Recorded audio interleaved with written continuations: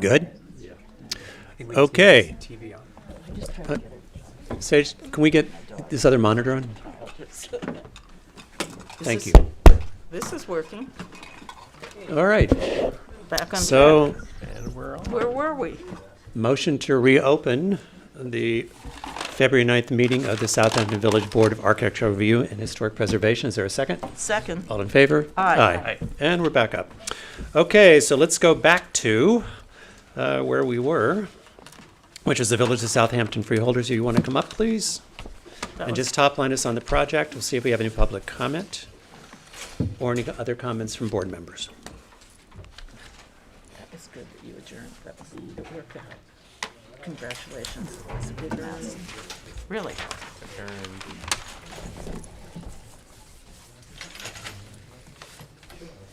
Actually,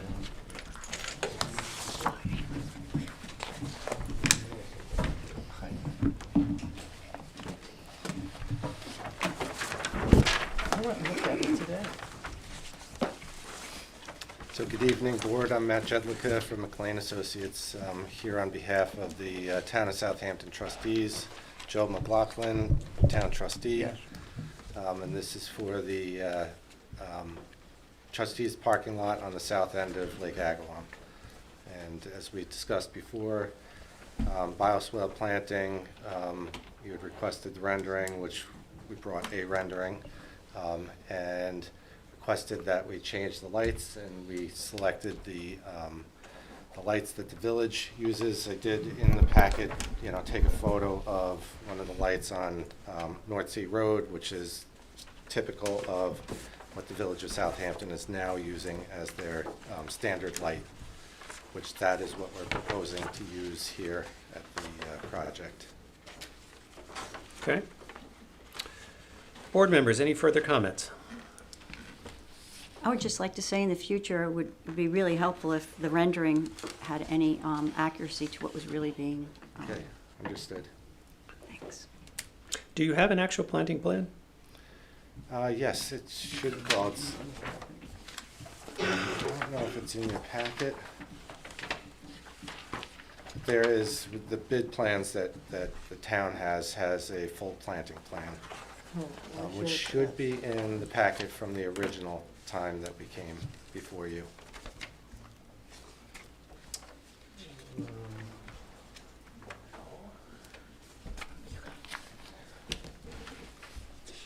Okay.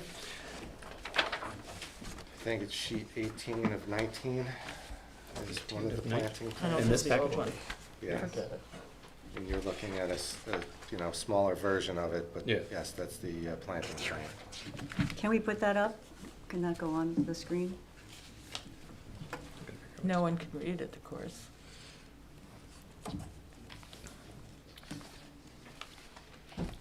And those were the plants that I had read through earlier, as far as all native species, various types, plug plantings, ornamental grasses, shrubs, and some deciduous plantings. Okay. Are there any other comments from the public? Okay. Comes down, folks, are you comfortable from the written plan, or do you want to see another rendering? Are you comfortable to vote on this from the updated plan? As long as there are going to be plants that you have listed, as long as those are are going to be planted, I'm fine with it, as long as they're indigenous. Yep. Okay. This also was approved by the mayor. So the mayor actually was working with myself on this for the last few months, so he is fully aware of the Okay. plans, and he was actually Okay. a part of this whole process. Okay. Yeah, but the mayor doesn't approve the plan. Yeah. Right. In fact, Right. All right. yeah. So, are you comfortable voting on it from what you have? Yes. Okay. So then I'm going to motion to approve, Written to move to written decision. decision, the application for the Village of Southampton, the freeholders and commonality of the town of Southampton for the Gin Lane Agawam project. Is there a second? Second. All in favor? Aye. Okay. All right. Thank you very much. Progress. Okay, so speaking of villages, next up is the Village of Southampton, 23 Main Street.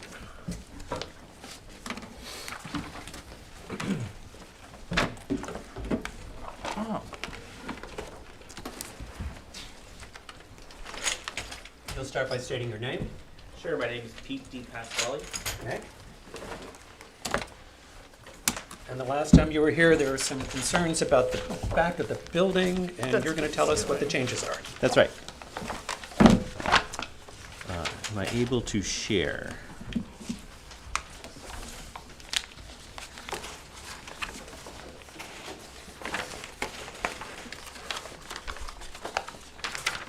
Thank you.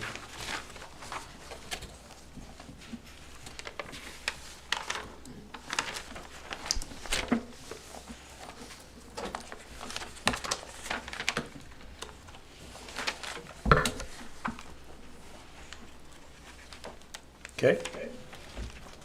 All right. I think I might have dueling microphones. No, I'm okay. Okay. I'm here to present an addition to the back of Southampton Village Hall. This addition is coupled with a project to renovate the third floor of the building, which is currently demolished and for village use, offices, conference spaces, and the like. Our previous proposal, I'm having a little trouble.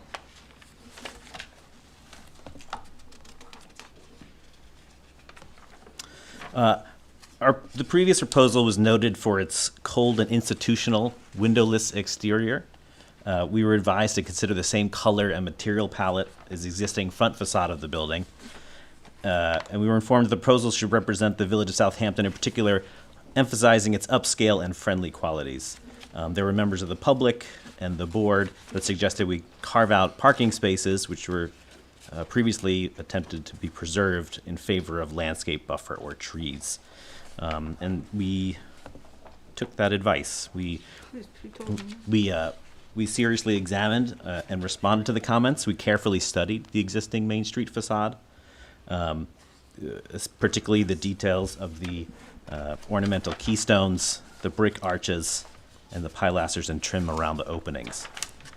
The Main Street facade is the historic centerpiece of the building, and it is important for our process to not directly mimic that facade, but present a rear facade that fit appropriately in terms of hierarchy.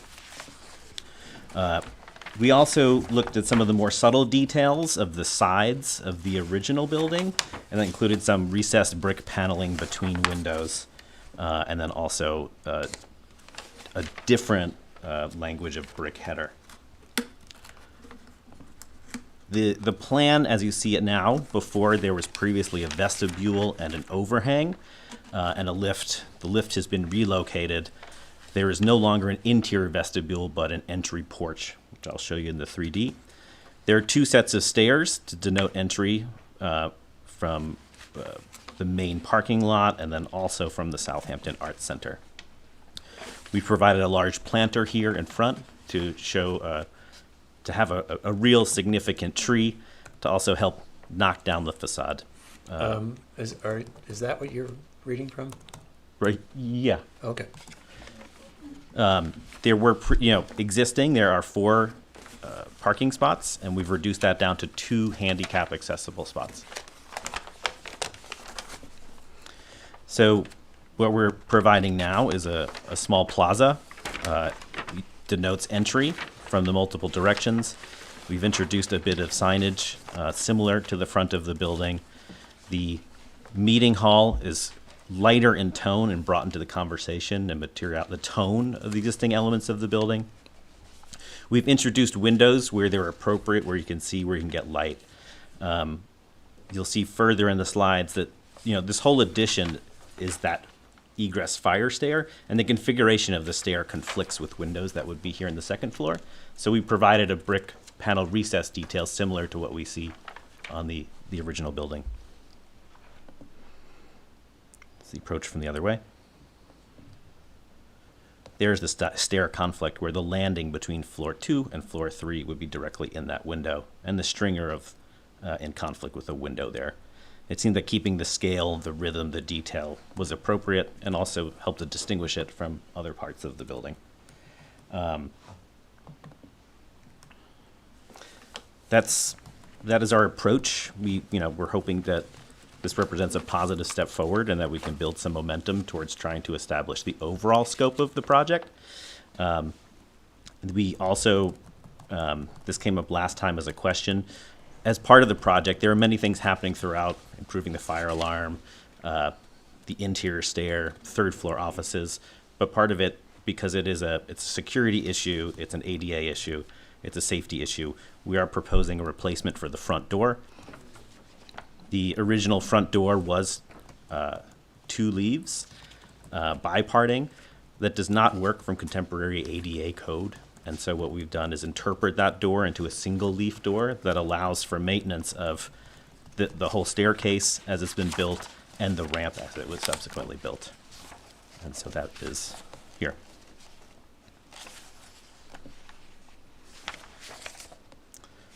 Right there at the front. And we look forward to the board's comments on the proposal.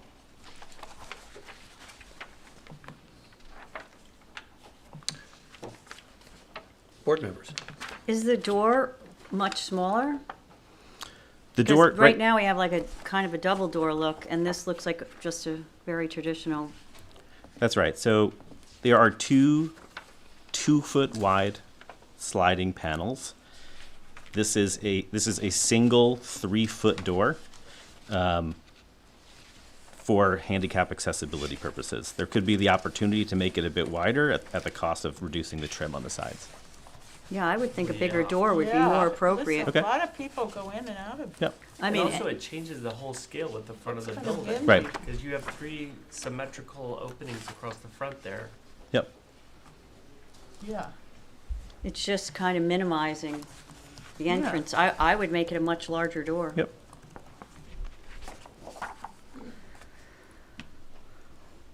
And not change any of the original outside trims, moldings, all that's existing. Yeah, I think the quote unquote existing actually has all been, none of that is original or historic. If we split screen here with the image, with the photograph, you can see that the trim language is actually quite different and changed over time. So, So the original door was actually, appears to have been, well, no, yes, it was wider because it was the same Wider. as the width as the window. That's right. Yeah, so, So we can make No. it better. yeah. Is it possible to have a single door that mimics that fenestration pattern with the 2 windows? no. I think probably, so overall, this is something on the order of 5.5 feet wide, these 2 doors that were here before. And I think one 5-foot wide door would be unwieldy from just a basic Well- usability point of view. What do other buildings have? I mean, I don't know any, I'm not into the So are you municipal suggesting situation, it'd be two doors, would they be wider? No, it's one door. It cannot be 2 doors from a handicap They're saying- accessibility Okay. point of view. They don't Is that the provide only- enough width overall. Is that the So- only place for the ADA accessibility? Yes, and that's part of why we have to do, why we have handicap accessibility at the back. In terms of modern day code, it has to be provided at 66% of all entrances, So. a minimum of 66%. It's not 66% out there? That's too bad. Well, there's gotta be a way to do it. And is, Okay, so basically what I'm hearing is that the doors being presented here is, this feels too narrow. yeah, And if you go back to the original opening width, it's too wide. So you're gonna have to come somewhere between the 2 of those? That's right. Okay. and what about the brickwork and the new, is that changed No, nothing is meant to change inside of the masonry in this opening. rendering? Whoa, whoa, whoa, whoa. Window. Is that doesn't look like this, does it? Yeah, look at it. Well, I know that. There's the brick, there's the keystone, there's the, And then this window exists now. And we Sorry, are where are you pointing? sorry, the arch Oh, over yes, here in the yes. left-hand photo, that is existing. That is not, you can see that the trim and the size of the lights doesn't match the historic.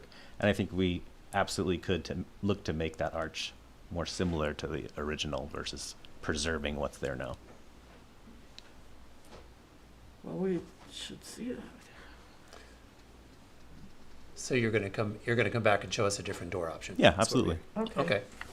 So then you want comments on the back of the building. Yeah. Okay, board members, back of the building. So basically what we're expecting is you're gonna come back with an updated treatment of the window to make it look more like the original, and you're gonna come up with a new door treatment in the front that's somewhere between where we are now and where they used to be, that's ADA compliant and is sort of measured between those two options. Given all of those factors, we figured this would be an incremental process, so we wanted to No, that's show fair, what we okay. had, discuss it with you, and come back to you with a Great. response. We're not anticipating to be approved or voted on today. Okay.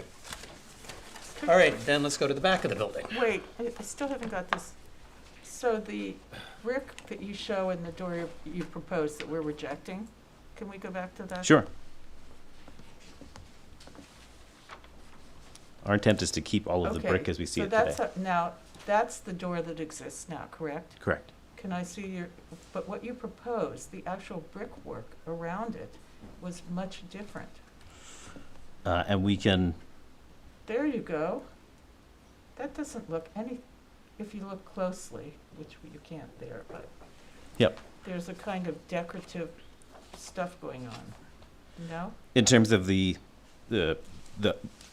arch itself, No, the patterning. The actual brickwork, the background, what is around it. Here's existing. Yeah, this. Okay, Does so that there, look like that? Absolutely not. No, are you changing any of the brickwork? No, it's just It's dirty? the rendering. It's the rendering, because that's, Okay, well, there's- it looks because there's very the- different to me. there's the brick Okay, pattern, there's well, this, and this there's, is this is the fuzzy. same. It's Okay. the entablature and the door itself and the window that they're looking at. I get that, but I'm looking at, Yeah, I'm but allowed to look at the but they're rest not- of it. They're not, yeah. Okay. I don't think Yeah. they're changing the Just brick. don't change it. no, there's no intention to change Okay. any of the brick on the Okay, front. sorry. Are you Go guys ahead. gonna do a signage package for this also? There was not an intention to. No. Why not? I mean, that's all part of it, isn't it? But that's a whole, the building itself, the village itself needs an entire signage package Uh-huh. Yeah. Yeah, well, from a signage company. but they're only like that. asking Yeah. us now here, so. Yeah. Could But wait I to think get, that should be part of this door so that it looks cohesive and has the information that's necessary. It doesn't look like a patchwork. Which it is now.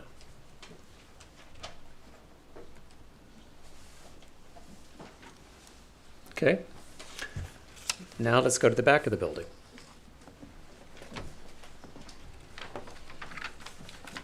So I have a question. The way that you've rendered it on the back, the windows across with the sort of, I'm gonna say, relief Yeah. treatment, is that the same treatment as what's on the third floor now, or are you improvising? So we have taken, I see I'll do a inspired side by side. Inspired by is correct. We tried to make it resonate with the scale of the windows, and you can see actually these windows here on the I forget the years, but the Phase 2 building doesn't have a brick header. So what we've introduced is the shape and proportion of these windows with the step detail and then with a header detail similar to the existing building. So it's not literally one or the other. That's right. Is the comment primarily about the relief of the brick? Yes, Yeah. exactly. Mhm. Like, it feels a little bit more refined on the original building and a little bit more heavy-handed, I'm going to say, in the interpretation. Is it because there's more steps? Because if you look at the original interpretation, it was 2 steps in, and if you look at the second floor here, we've gone 3 steps in versus the third floor, which is 2 steps in. So they're not consistent? yeah, something. Is Or that- it's- That's right. We Is that one tried of the to reasons distinguish it looks so it heavier? was not exactly what was here. I think it is an option, and if it seems better, to bring it more precisely into this language in terms of the number of steps. You can see that there's, down here, there's 3 bands. Yeah, Yeah. we can.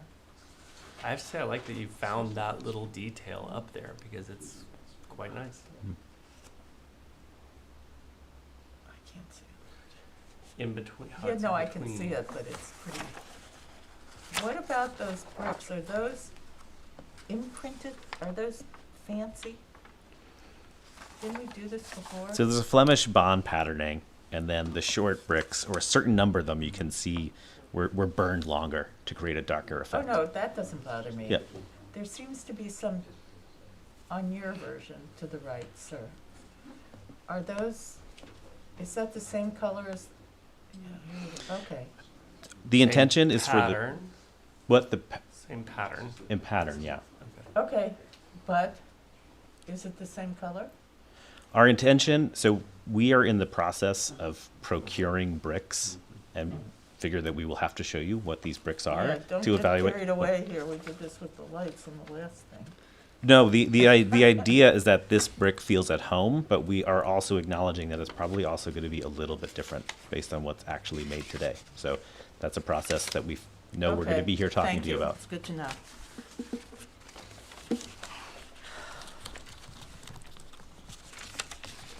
I was curious about how many steps up. Why so many steps up? Like right now, it's just, you walk into the building, I know there's a ramp there, so you're eliminating that ramp inside. Yeah, so there are all of the steps that are in the interior here that carry you from the parking lot level up inside. And so now those steps are shifting outside Okay. so that you arrive at a door that's on the plane of the first floor of the building. My other concern is, what kind of tree are you going to plant there? Because trees get very large, and that looks very close to the building. So part of the development that we have to do is the brick selection, the refinement of the details, also a landscape plan.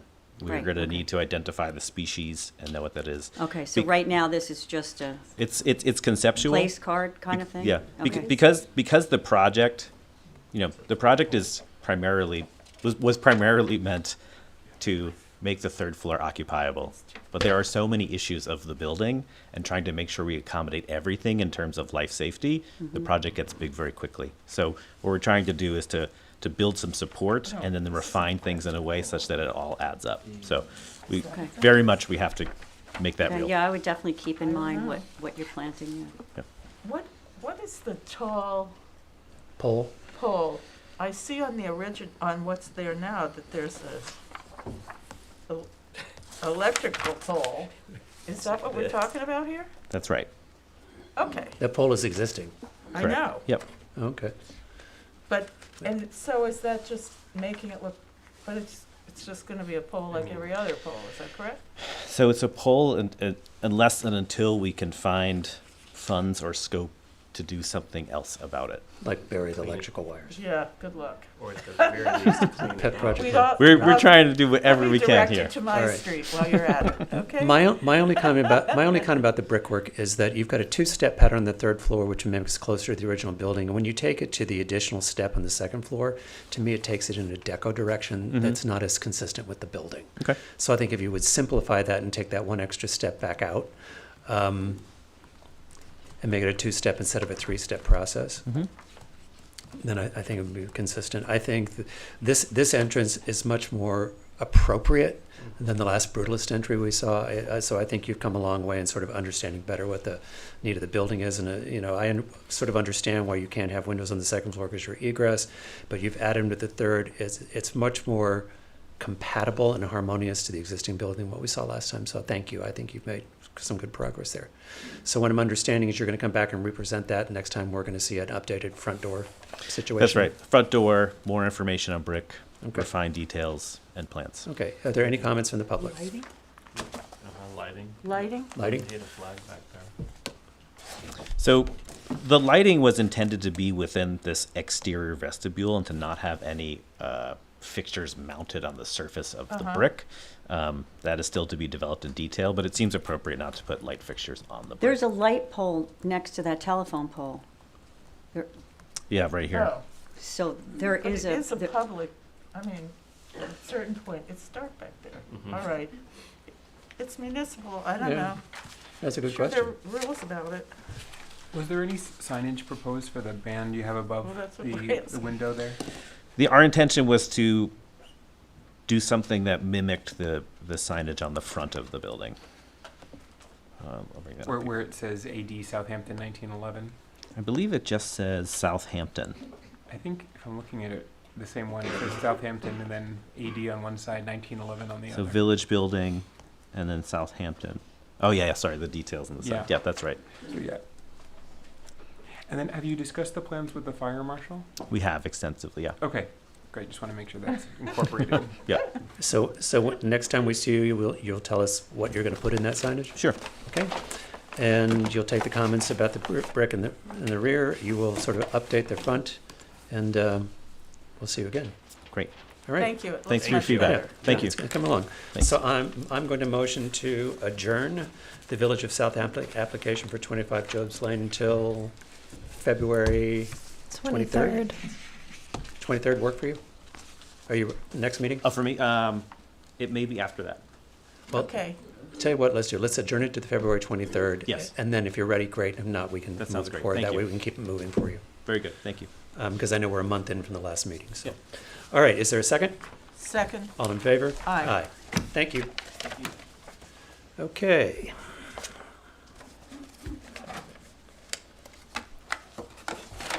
So that brings us to new matters historic. The first one is 262 Pond Lane for a demolition of a single-family dwelling and detached garage. We have the affidavits in there in order. Good evening, John Bennett for the applicant.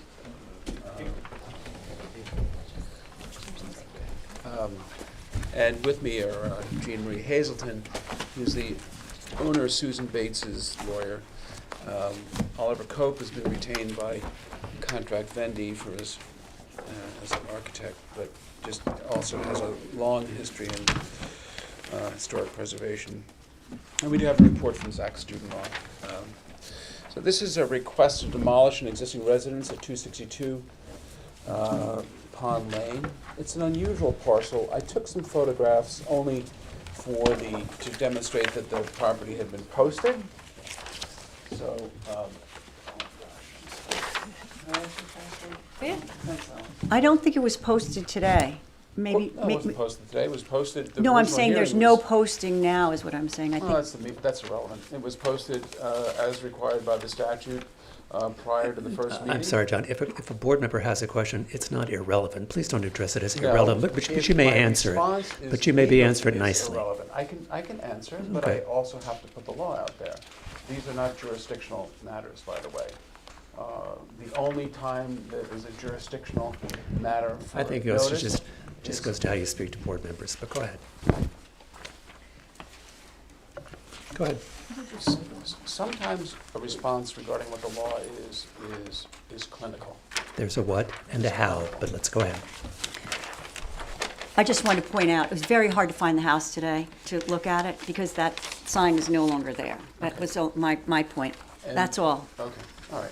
But I just, and I appreciate that, Yeah. but I just wanted to point out that it doesn't create any jurisdictional problems. I didn't insinuate that it did. Okay, thank you. Then, to the extent that I thought that's where you were going. No. And I I was was too just- forceful, Jane, my apologies. No problem. Maybe if somebody else had asked, I wouldn't have been so apologetic. In any event, what's interesting about these photographs, in addition to showing that the sign was posted, it's an unusual parcel. It's on the north side of Pond, no, it's on the south side of Pond Lane. It's on the south side. And all the property is not a flag lot. It has the aspects of a flag lot, a very broad, wide flag lot. You can see that in the survey, which is part of the application. So, here's Pond Lane, and the property is posted up here, as the photograph shows. And this sort of looks like a flag, but it's really not a flag lot because it has the appropriate amount of frontage on Pond Lane. It necks down as you travel approximately 400 feet to the south. And then significantly, the building is not at all visible from the street and is in the back part of the property. The parcel, this building is now located in an area where the rear yard and the front yard overlap, so there's really no, as of right, place to construct. It's not listed as a contributing structure. It made it through a couple of updates without being listed as a contributing structure. It doesn't have a blue sheet. And we did retain Zach Studenlaw to perform an architectural assessment. And it is a significantly bastardized and stepped on, as I like to say, old auto house, which means that it was a garage at one point with some living quarters on the top. Not unusual.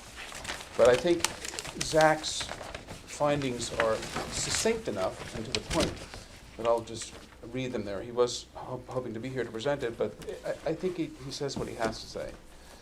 The architectural feature that may best associate the existing building with the former garage is an oversized multi-paneled window that occupies the end wall, which likely served as an opening for the garage door. The removal of this distinctive element, which is now converted into a large window, contributes to the overall loss of architectural integrity. Compromising the building further is the increase in size of the massing, with the additions of one story constructed to the south and to the west. So that's to the west, and then to John, the could south. you turn it the other way there? Oh, sorry about that. I keep on getting confused on which way the camera is supposed to be. So the addition to the west, and then to the south, which increased the footprint and transformed the building from its original use and appearance as a garage into a residence. Then Zach notes the installation of paired French-type doors replaced the fenestration of the original building, and the construction of an overscaled brick chimney against the north elevation removed any resemblance to the utilitarian garage that was built to serve. In summary, the small accessory structure has been transformed and altered in appearance with the removal of characteristic features and construction of additions to extensions, French-type doors, brick chimney. The alterations have effectively eradicated any historical and architectural integrity of the building, which, assuming there is any, because again, it's been through this survey and an update without, never had a blue sheet. Now, I know that you did make a code change some time ago regarding whether or not your jurisdiction evaporates if it can't be seen from the street. But nevertheless, one of the elements that you look at is whether or not the building represents an established and familiar visual feature of the community by virtue of its unique location or physical characteristics, an established and familiar visual feature of the community. So it's, you cannot see it from the street. So even if that doesn't have the former jurisdictional effect, it certainly does also, it has to be read into the criteria. There's no evidence that there's any architect of significance, any historic personage. I certainly would think it would be hard-pressed to say that this exemplifies some special character, or historic, or aesthetic interest as value. So it doesn't rise to any of what the sort of markers that you would see to suggest that there's anything under your jurisdiction or code or criteria, or the very rationale for the creation of the historic district that would command its preservation.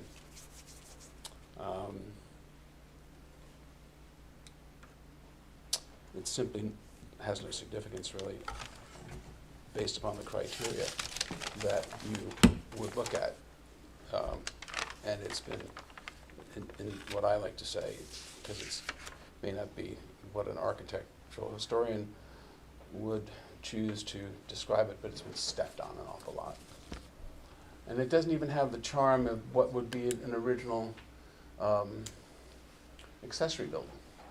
Probably the best example is that wonderful accessory building, 88 Gin Lane, which, as you know, other than the addition, is going to be wonderfully preserved. Yes. But this has been, I mean, that probably looks pretty much like it did when it was first built, not so here. And that is that's a significant feature of Gin Lane. I'm saying it by contrast. This has never been part of the fabric.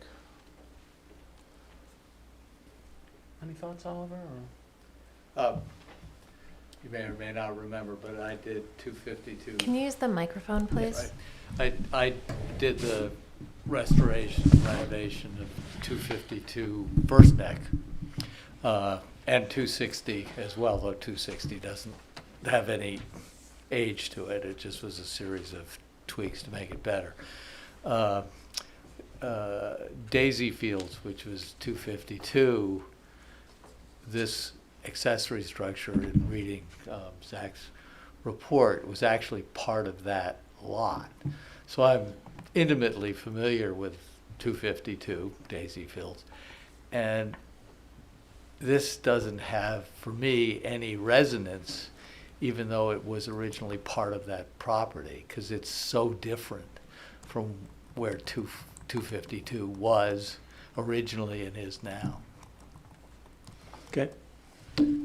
Board members? I thought Zach's report was pretty convincing. Agree. It's such a weird, wacky. I just lot. need to know more. I feel like it's a conflict with Zach doing the reporting. Why is there conflict? Well, normally, the conflict is normally somebody comes in, they give us a property, then we hire Zach to represent us. I know that, The but I've seen Zach. the conflict is when you hire Zach, normally we would go hire a different historic for our own research and process. I think that's the conflict that she I would be understand. representing. I had that conversation. It's an unusual, admittedly an unusual arrangement, but I have seen Zach here on many occasions being retained by the applicant. We pay for his work anyway, regardless of whether or not the village hires him or he's the applicant. I Right. think what he's has in his reports are pretty objective facts, though. I'm not debating that. I'm saying our normal circumstance here I is, understand. like, we've never had someone come in and say, hey, this is an old house, it's in great shape, we absolutely love it, we just don't want it anymore, and we're going to throw it away. Everybody comes in and tells us it's horrible, it's been stepped on, we're going to tear. No one's ever done that. That's why normally when someone comes in with a report, we want our own independent report to match it to where, we're making a decision based on our own asked for information. That's what Jane is referring to. Well, I guess To the that only to that end, then that's no comment about Zach, 'cause Zach's work Yeah. is great. That's why Yeah, we it's great. normally hire him. But that's, I think, what Jane is referring to. Yeah, I just feel a little mixed about it. I also think that, although you can't see it from the street, it's an adorable cottage. Like, how old is that chimney? Do we have, I know the chimney is an add-on, but how old is that chimney? Well, so the initial analysis here is for the board to determine if this is a contributing structure, because it sounds like so far it has not been classified as such. It has not been. Well, it's a contributing structure to the house that's still there. No, that's contributing structure Well, is a term of art. So the definition in the code of a contributing resource is any building, structure, object, or site within the boundaries of the district that contributes to its historic or cultural associations, is designed by a noted architect, historic or architectural qualities, or archaeological qualities of a historic district. Right, So well, it would have maybe to I'm rise to that misunderstanding. standard. I thought that we were being told that it was part of 252 originally. No, it's not clear whether it's part of 252 or Or the I'm property. sorry, to the- but I the thought property that to the that's east. what was That is what Oliver insinuated. said, and Oliver and I have had a conversation about that. I disagree. It's not clear whether or not it was part of 252 or the property to the east fronting on Agawam, because the only thing that Zach was able to locate of any age was the photo that's hanging outside. It's pretty accurate, but not on this picture, and he puts it in his report, but it's not terribly clear as it relates to this because of its size. It's so small. It's the everyone's familiar with the map. It hangs on the west. I think the wall. This is Picture map? the great big aerial map, yes. And that's the only thing. He has it on page 3 of his report. So it's unclear to me, because we don't have, it's not a survey, which it was part of. But contributing is a term of art, as everyone knows. And I guess, So if I There's- could just jump in for a second, John. Sorry, So Alice. just keep in mind, like, tonight we approved officially 16 Gin Lane, right? Very clearly, the house is a contributing structure. And you apply the principles of compatibility for the new structure that was proposed and how it affected that contributing structure. that accessory structure does not become a contributing structure. It would have to be a contributing structure in its own right.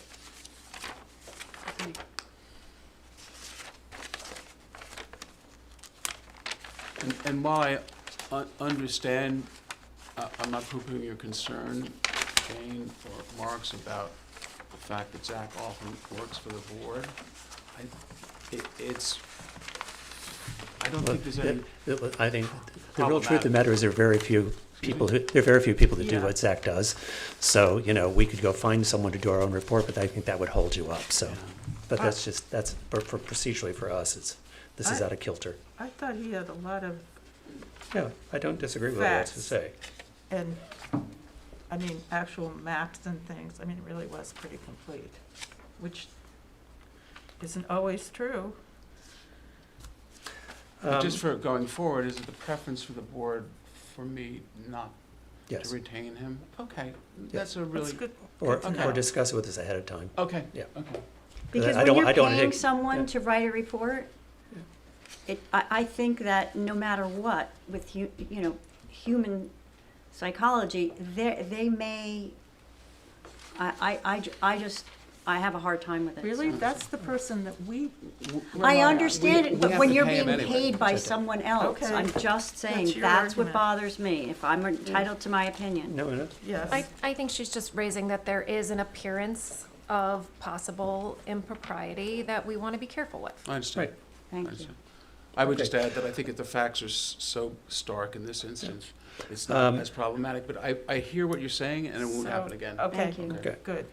So right now, this is not a contributing structure in the historic district. It's Well, not it has listed no as such. status. What? It has no status, that's what the board Okay, has so to we have determine. to determine if we want to make it. so- You have to determine whether it's contributing or non-contributing. Well, it's just you can't demolish a contributing resource without a replacement structure, and they're not proposing one, so it changed the way you review the application. If we made it a contributing structure. Indeed. Okay. Where do you come out on this? It's a tough one. But at the same time, I feel like Zach's report is pretty thorough.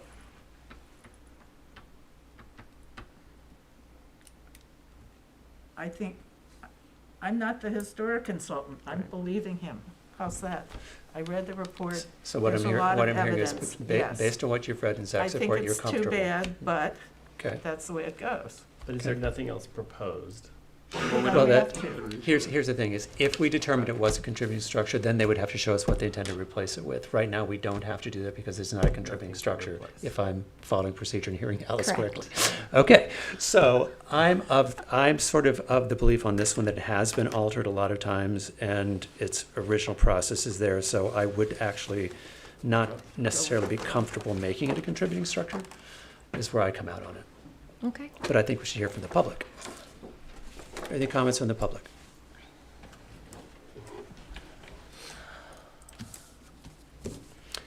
Okay, so Counselor, what is the motion here? So are you saying that you want to like separate out a vote? Because I wouldn't do that. First, I would also decide on the demolition. What? I'm What? sorry, Alice, I We're didn't lost. understand. Did I say that wrong? You're proposing to demolish the house, right? Yes. Right, Right. Okay. so we would be. Are you willing to demolish it? Like, is that okay with you? I mean, I understand that you are leaning towards this is not a contributing structure. Right, we're leaning towards not a contributing structure, Okay. in which case I would, in my opinion, and then I would be okay with demolishing it. Okay, all right, very good. So then you can just move to written decision. Okay, to demolish. Indeed. Yes. Okay, just got to make sure. Okay, so I'm going to motion to approve, To close, For a written. what am I doing here? Close the record for a written decision. Close record of written decision to allow the demolition Mm-hmm. of 262 Pond Lane. Because it's not a contributing Because it is not a structure. contributing structure, it does not qualify as a contributing structure in the village of Southampton. Is there a second? Second. All in favor? Aye. Aye. All opposed? I'm opposed. Okay, Okay. okay, there you go. thank you. Wow. Thank you. All right, well, that's a tricky one. All right, so that takes us down to, Thank you. It was a pleasure to be in front of the board for Yeah. the very first time. that's okay. I've had my law office in the village since 1992, and And now here you are. I am. And it's great Well, you're to welcome to join us, Chief. Thank you so much. It's actually Thank you. very interesting. Was it? Oh, I'm so Well, glad you you know, thought the Excellent. other thing, Well, we'll everybody's let- comments and so forth. I enjoyed it. Okay, next up is 70 Main Street. We're going to take jurisdiction on 70 Main Street, but because 70 Main Street involves changing a storefront of a historic building, and we're going to send it out to Zach Studenroth for a historic report for make a decision. The applicant's request to adjourn, for an adjournment on the application for 70 Main Street to March the 9th. Oh. So I'm going to motion to accept the applicant's request for adjournment for 70 Main Street to March 9th. Is there a second? Second. All in favor? Aye. Which brings us now to the Village of Southampton Arts Center. We have the affidavits in there in order.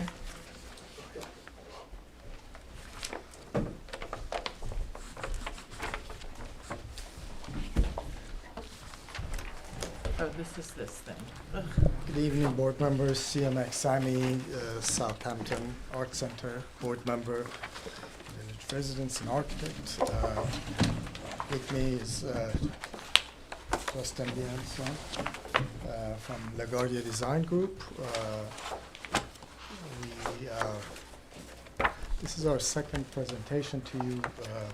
In our previous ARB presentation, we submitted the master plan, all the flat works.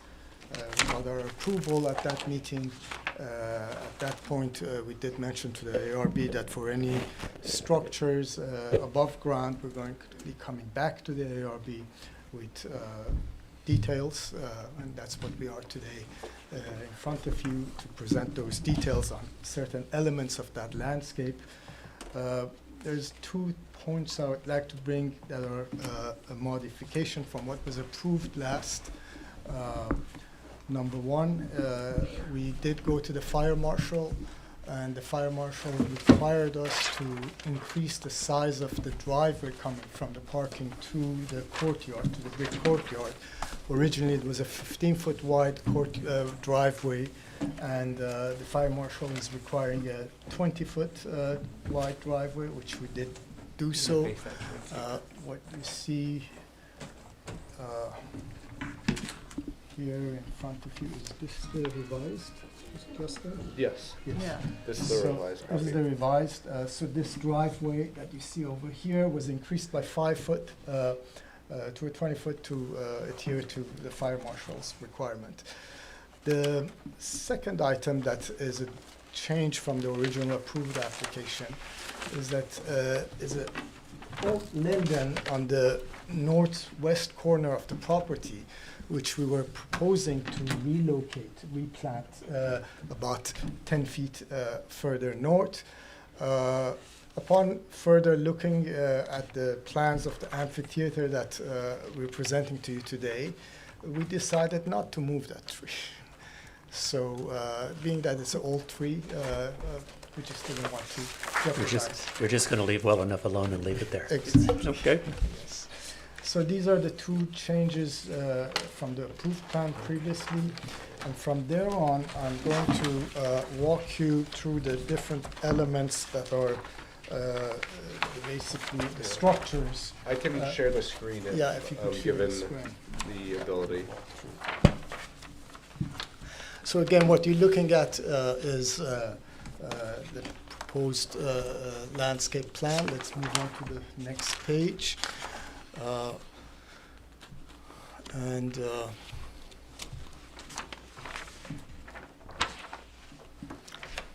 Let's go to the next page. Okay. I don't think you have. I don't think you're up there. Is it not? No. Do you have a lag? So what's it saying? So go to the one with the highlights. Yep. There we go. So these are the highlighted areas where we're going to be discussing today in our new application. First, of course, it was the driveway that was increased by 5 feet to 20 feet wide. On both ends of that driveway, there are brick piers, entry gate posts. I'm going to, in the next page, walk you through the details of that.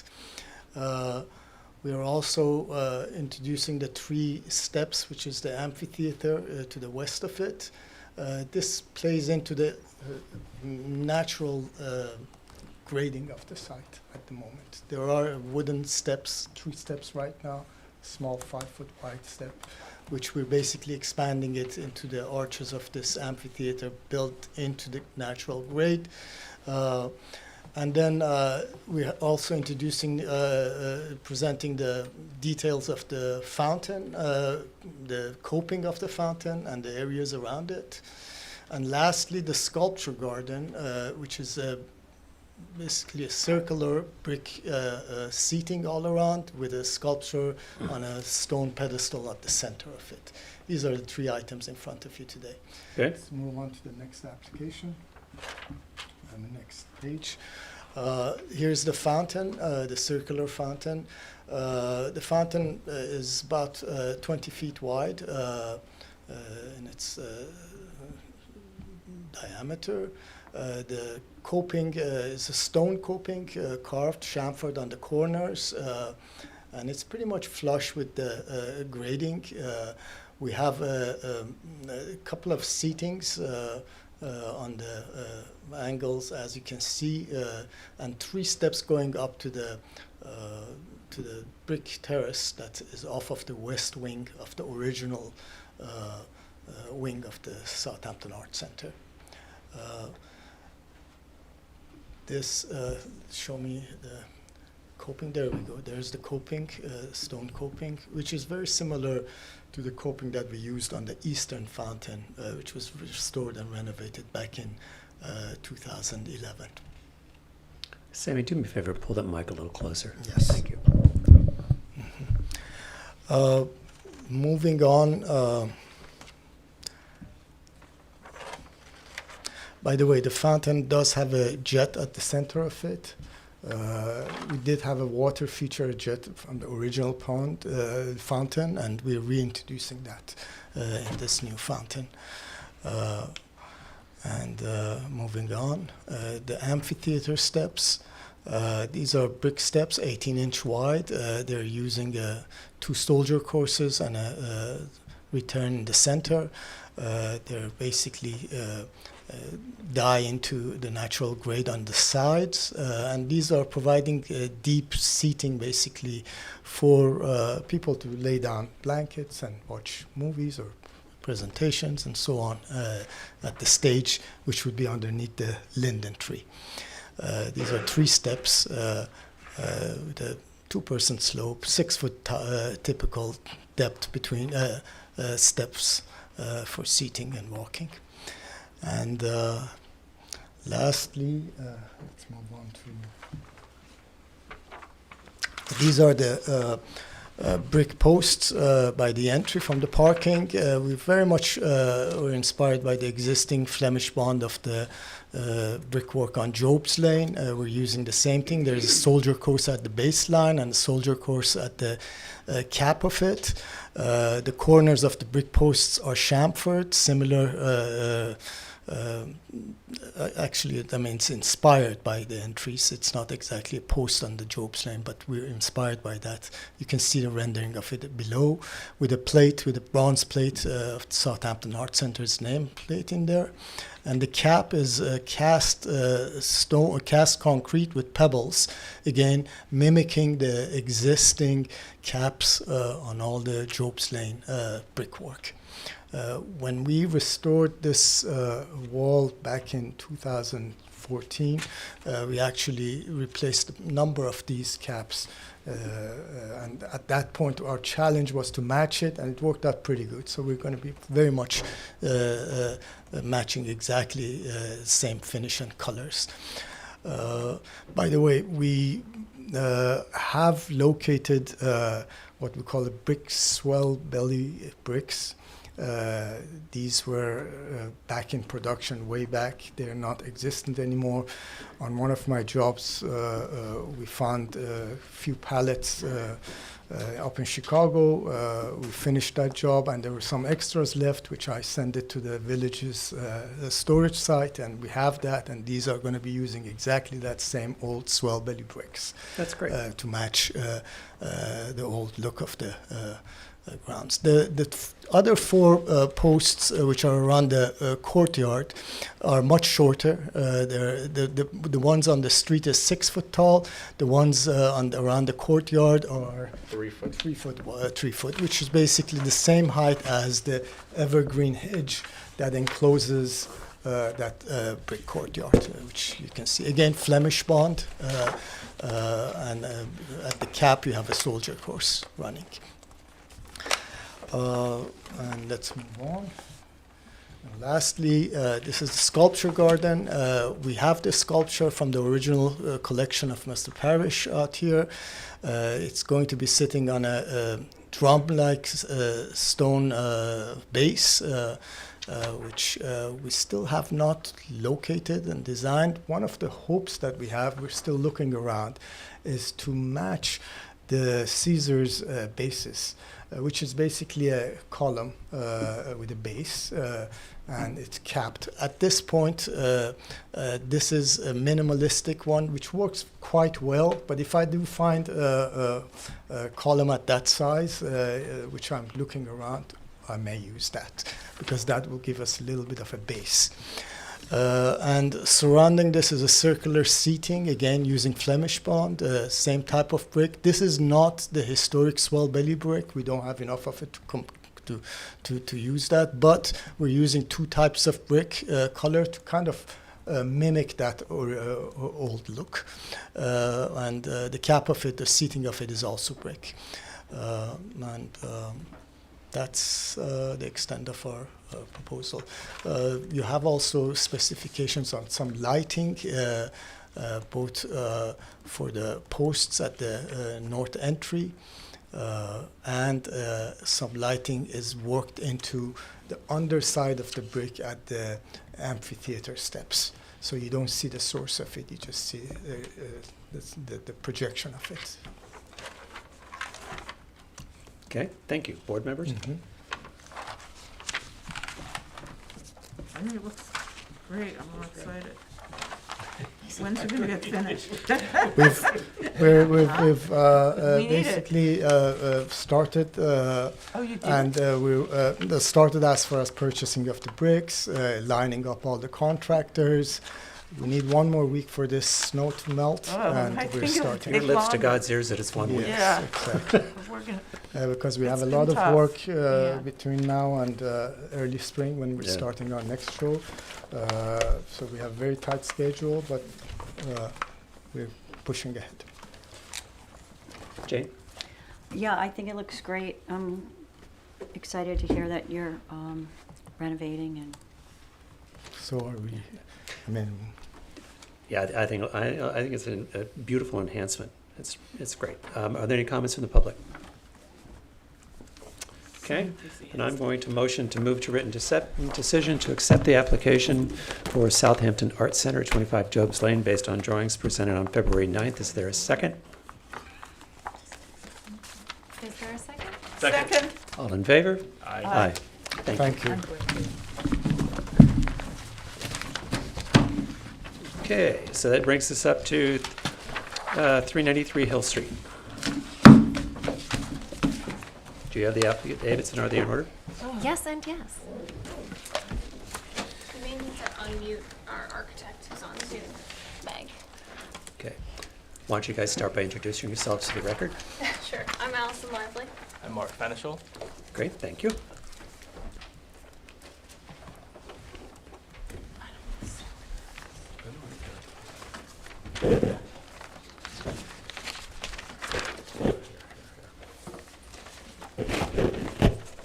What's your architect's name? Meg Neuro. He's here. Is he coming? Hi, can you hear me? There we go. There we go. Yes, can you introduce yourself for the record, please? Yes. Good evening, everyone.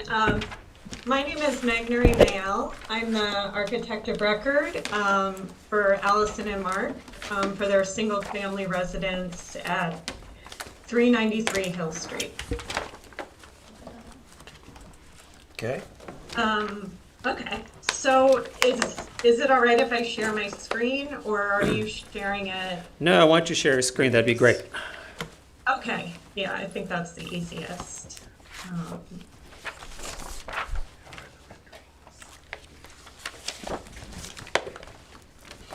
All right, are you able to see? No, Not yet. No. there's a lag. Okay, there it is.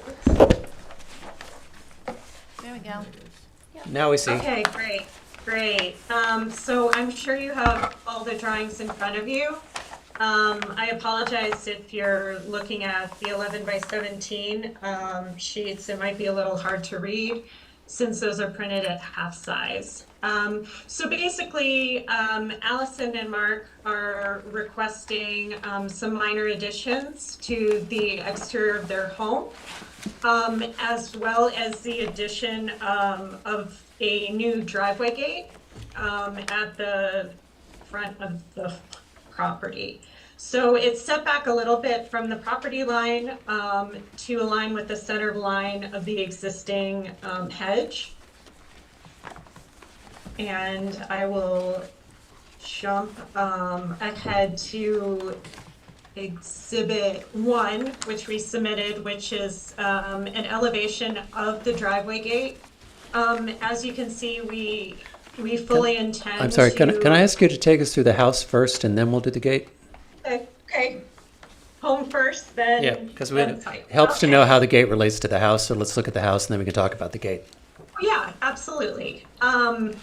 Okay, so I'll jump ahead to the actual home, which you can see sits quite far from the street. It's not particularly visible, and it's kind of on the rear of the property. So here's the existing Hill Street facing east, and then we have the driveway kind of at the entrance with the existing hedge here. So the driveway gate will align right here, and you can kind of make out the home in the back. And then this is a photo facing where the gate would be along here to align with existing vegetation. This is the existing front facade, which there will be no changes to. The proposed renovations to the home include a dormer on this portion of the house, on the north elevation, and kind of on this area, and then an addition of a window on the east. The kitchen windows, this is the kitchen on the first floor, will be replaced in kind. The roof will also be replaced, however, it's gonna be replaced in kind because it's in such poor condition. And then, paint as needed. So I'll go ahead to kind of, to the roof plan of the house so you can kind of get an idea of where the dormer is gonna be located. In this corner right here, we are not proposing any changes to the existing footprint of the home or additional area. This is currently a dressing room of sorts with some closet space with a very low ceiling that is not particularly usable. So next are the north and east elevations. The existing is on the top, which you can see matches the photographs. And then the proposed is along the bottom. We are adding an additional window to match the existing window over here. This window, of course, will be replaced in kind. And then you can get an idea of the dormer that we are adding on the north side. And the windows will be painted to match the existing. So we're completely maintaining the historical integrity of the home. Okay. Does anybody have any questions regarding? Well, now go back to the Yes. gate, and then we'll just talk about it Okay. all, and we'll just talk about it all at the same time. Okay. Okay, sounds great. So back to the gate. Here's an enlarged version of the gate, you know, in line with the vegetation. Proportionally, you know, it matches the height of gates in the area, especially the existing gate next door. It will have 2 posts that will be clad in similar siding that matches the home. And then 2 lights at the top of each post, which will be dark sky compliant. We submitted a spec sheet of the proposed lights, which will be custom.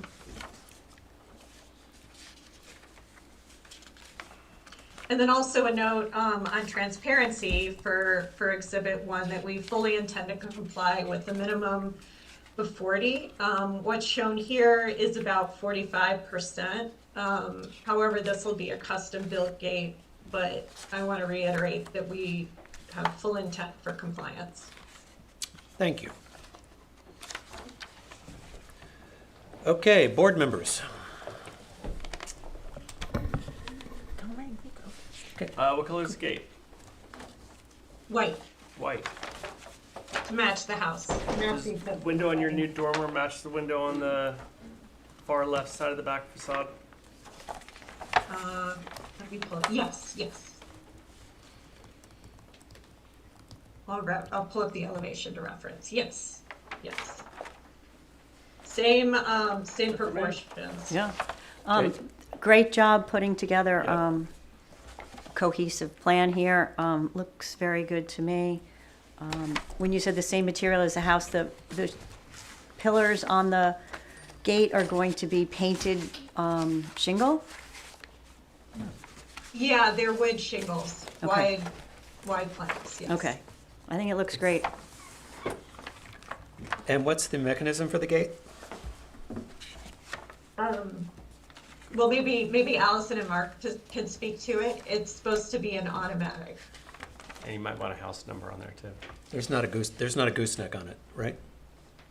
No. I'm not sure I know what that is. There's not an external keypad that you drive up and hit. It's in the post? No, no. Okay. All right. Yeah. Any comments from the public? This isn't on any of our part of historic, is it? Is this I'm listed- sorry, what? Is this house listed in historic Yes. as Yes, it's- contributing? It is in the Southampton Village Historic District. We do not have a status on it, whether it's contributing or It's non-contributing. not listed as a contributing structure, but it's in That's what but it's in a historic district. Yes, Yes. exactly. My opinion is I think it's respectful, I think it's additive, and I think it looks good in its site. So with that, I'm going to motion to accept to move to written decision to accept the application for 393 Hill Street based on drawings presented on February 9th. Is there a second? Second. All in favor? Aye. Aye. Hi. Okay. Thank you. Thank you. Nice job. Good luck. Thank you, everyone. Take Thank you. care. Thank you for a nice cohesive package. Okay, You're that takes welcome. us to public hearings non-historic. The first was 96 Edward Lane.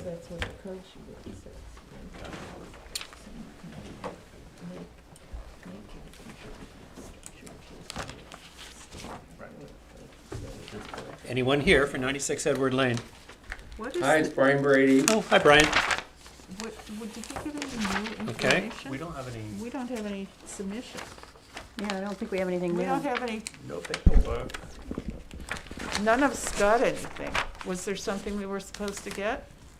This was a holdover from last time. We just had an issue with the entrance, and Yes. I have a new entrance design to show you. Yeah, But it was in the Did we package. get- Yeah, was it? Oh, wait a not minute. mine. It's okay. Did you submitted updated drawings? I don't believe I did, no. I just thought think you- would did bring you- in a new element, a new entrance.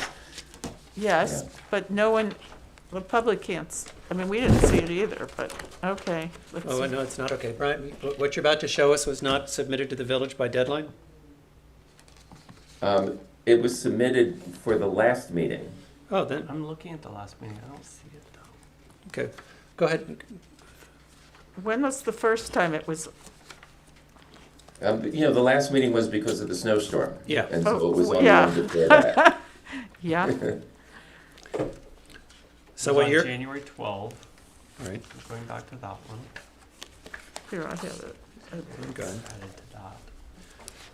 Brian, while we figure this out, go ahead and show us your changes.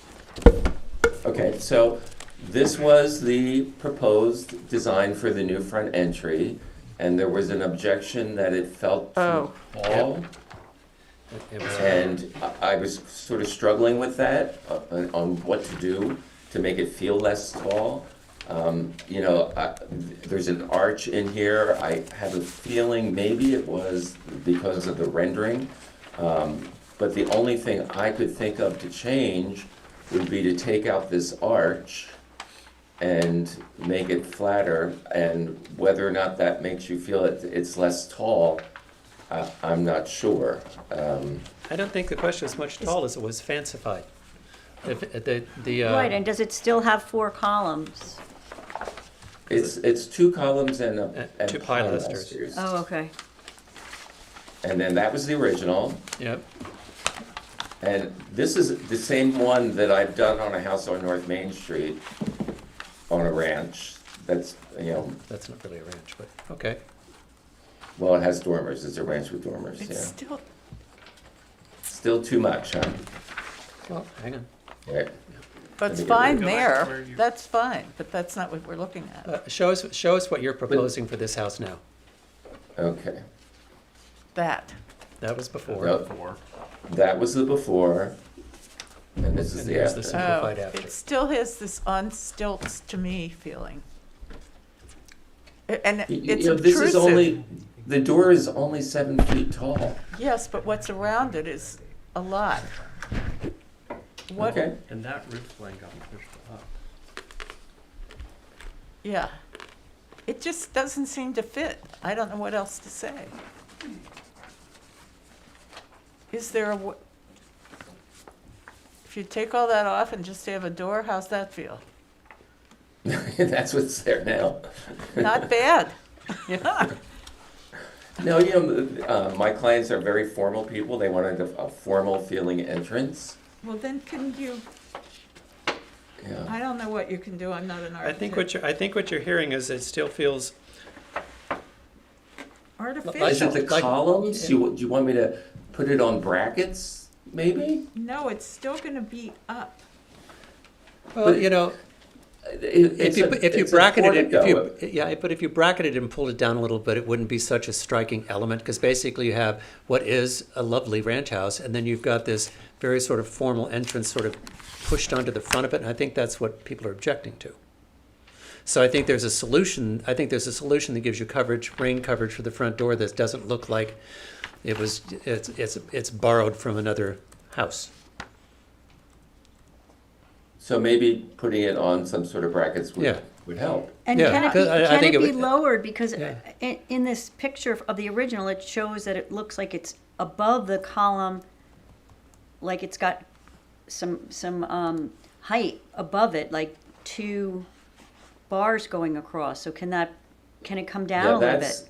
That's this beam here that you can see.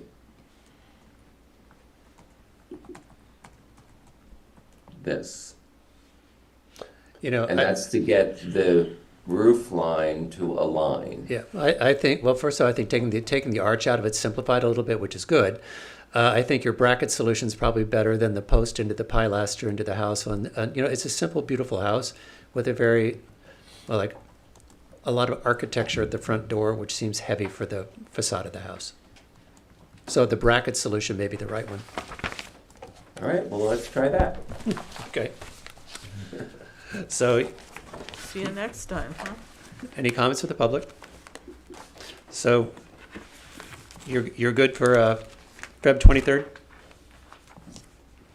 Yeah, I mean, I'll try to get renderings done quickly. If not, I'll let you know. Okay. So, Then I'm going to accept the applicant's request for an adjournment to February 23rd. Is there a second? Second. All in favor? Aye. Aye. We'll see you then. Okay, thank you. All right, so that moves us on to 8 Duck Pond Lane.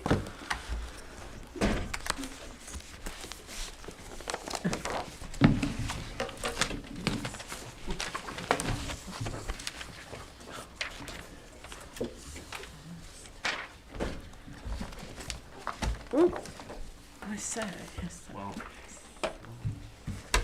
And could you start with the existing building? Make that microphone your friend and introduce yourself, please. Charles Kuhn, architect. Okay. All right, so take us through where we were and where you are. Okay, so when we were here on the January 12th meeting, basically the board, I feel, thought the house had too much ornamentation, in a sense. When I say that, basically, here was the original proposed elevation. We had dormers on the top. We had some bracket work with a protruding gable,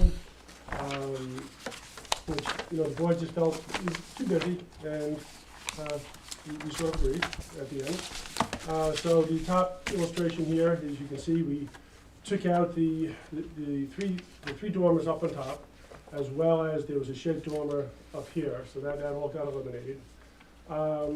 We eliminated the bracket work on each side of the windows. We originally had 2 windows, which felt a little top heavy, so we reduced that down to a single window. And that basically is are the changes to the front. So we took all the board's recommendations. We felt, it does clean the house up quite a bit, simplifies, makes the house a little more harmonious.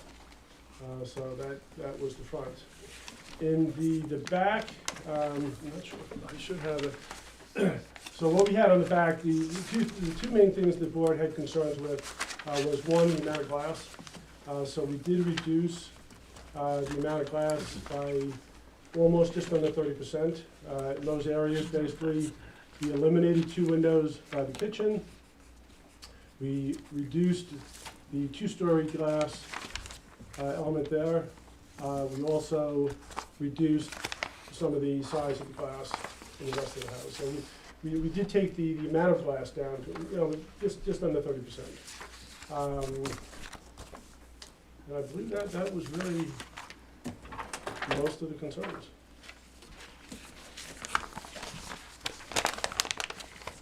Board members. Can you show us close up what you are now proposing, the house? Because with the 4 there, it's very difficult. I'll get rid of this one.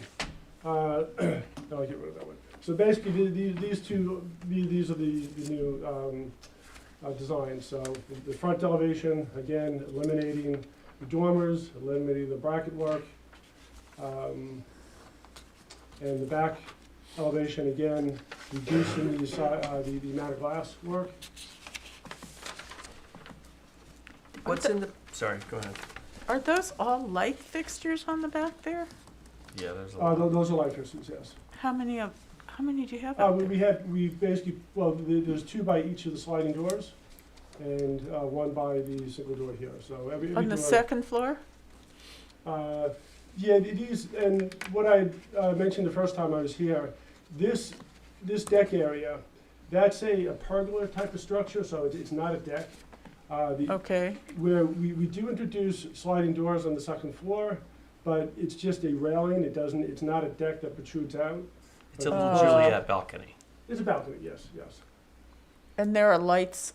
But it's a Juliet balcony, it's like 2 feet deep. Yeah, about that, Uh-huh. exactly. And are, And are they windows or doors? Those are doors. All 3 sets on the second level are Yes. doors. The lighting is not required by code because those are not balconies you can step out onto. So if the board feels those are too busy, we certainly can eliminate those. we're trying to reduce the amount of lighting at night, Absolutely, dark skies. yeah. So, Are the lights dark sky compliant? They will be, yes. but is there any reason for those up there? No, Mhm. even the ones below, I'm just asking if Yeah.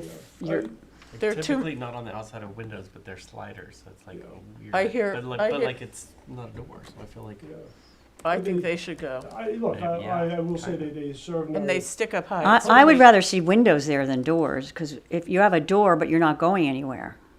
It's more they just wanted the full height class. You know, they wanted to feel like a door, but they don't necessarily need to step out. You know, they would like to. Well, it's, I don't know what to well, you say. can step out. It's easier to step out and clean them. I'll give them that. That's true, Yeah, cheaper too. yeah. What's in the peaks of the roof peaks front and back? It's like Again, these are single windows, and they will be vaulted. They will be part of the vaulted ceiling. Above the window. Yeah. You're talking about the triangle these are- detail. The very peak. The white It's a triangle? The panel detail. It's a panel detail. A panel detail, yes. Here. I know. I can actually live with that. Well, it's much better, that's for sure. Quinn, what's your concern? No, I just couldn't tell what it was, and it Okay. was strange in the original version, but it's different now. It's just a clean panel. It'll protrude about 6 inches from above the window. Jane? It's certainly better than what you had, but I don't really understand glass doors that don't go anywhere. It just seems, Again, having a door in a bedroom is sort of just a nice feature. You can open, there's a lot of opening. You can open the door in the summertime, like that July, Aaron. I'm sure they're gonna have AC. I'm sure that's not opening the door for, I mean, I do at my house, but, It's a lot of glass. that's my only issue. I don't understand the doors that go you nowhere. know, it's a desire of the owner. They would like to have doors. They don't necessarily need a deck to step out onto, but they do like the doors. You can step out and yell at your kids. Open the door, step out. No. Here's my comments would be, I think, tremendous improvement. Thank you very much. I'm not sure I understand the panel detail in the peaks. The panel detail, I think, is just maybe one step too far. And you're going to take all the light fixtures off the second floor in the rear. We will do that, yes. Yeah. Yeah, because it's light that you don't need. It's kind of heavy. And it just also brings the house down visually to the neighbors if we just have them on the first floor. And if they're dark sky compliant fixtures, that light will actually shine down and out in this direction. So that's fine. So my only quibble would be, I think, that panel detail. Would you like to see that more of a shingled detail, or so it's not as heavy? What? Gone. Just gone. So if we shingle it, it would basically What's it for? It's just it's a design detail. design element. Yeah.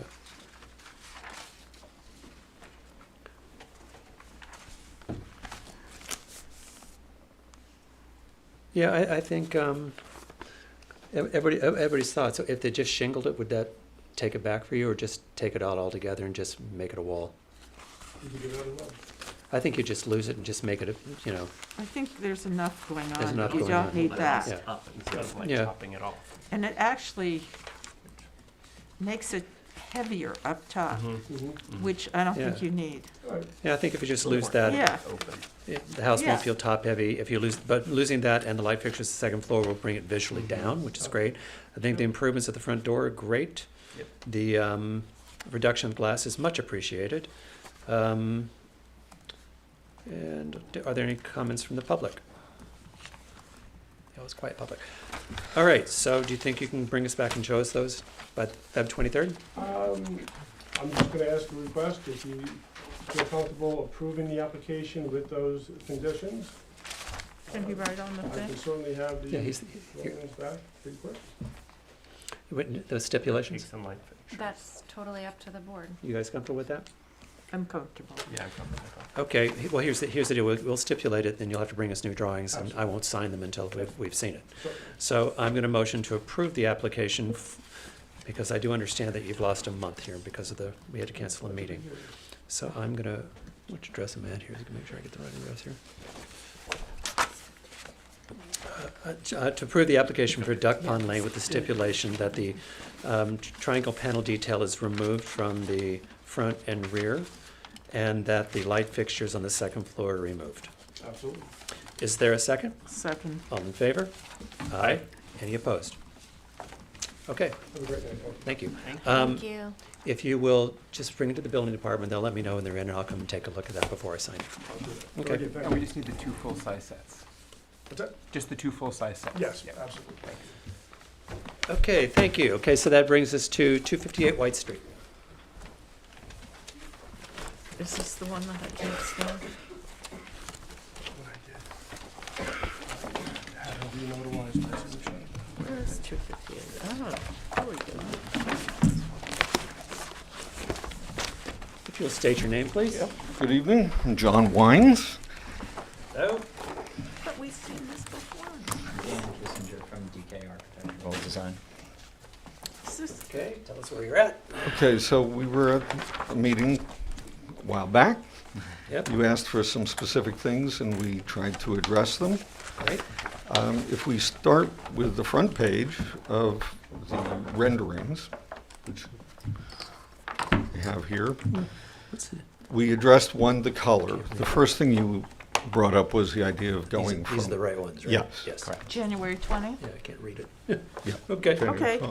Okay, so we addressed the color issue. You had raised the issue about white, and maybe we should do something different, so we went to natural shingles that will weather gray. They're eastern cedar shingle that will weather gray. We also, if you look at the front rendering, you'll see that we reduced the size of the parking area by about 30% in order to minimize the impact of parking, which we're required to have. We planted some shrubbery along the front. We're going to plant some shrubbery along the front just to soften the look, but it would be low front shrubbery. We don't want to close the house in at all and make it walled in like one of the complaints that a lot of these houses have is that everything's closed in.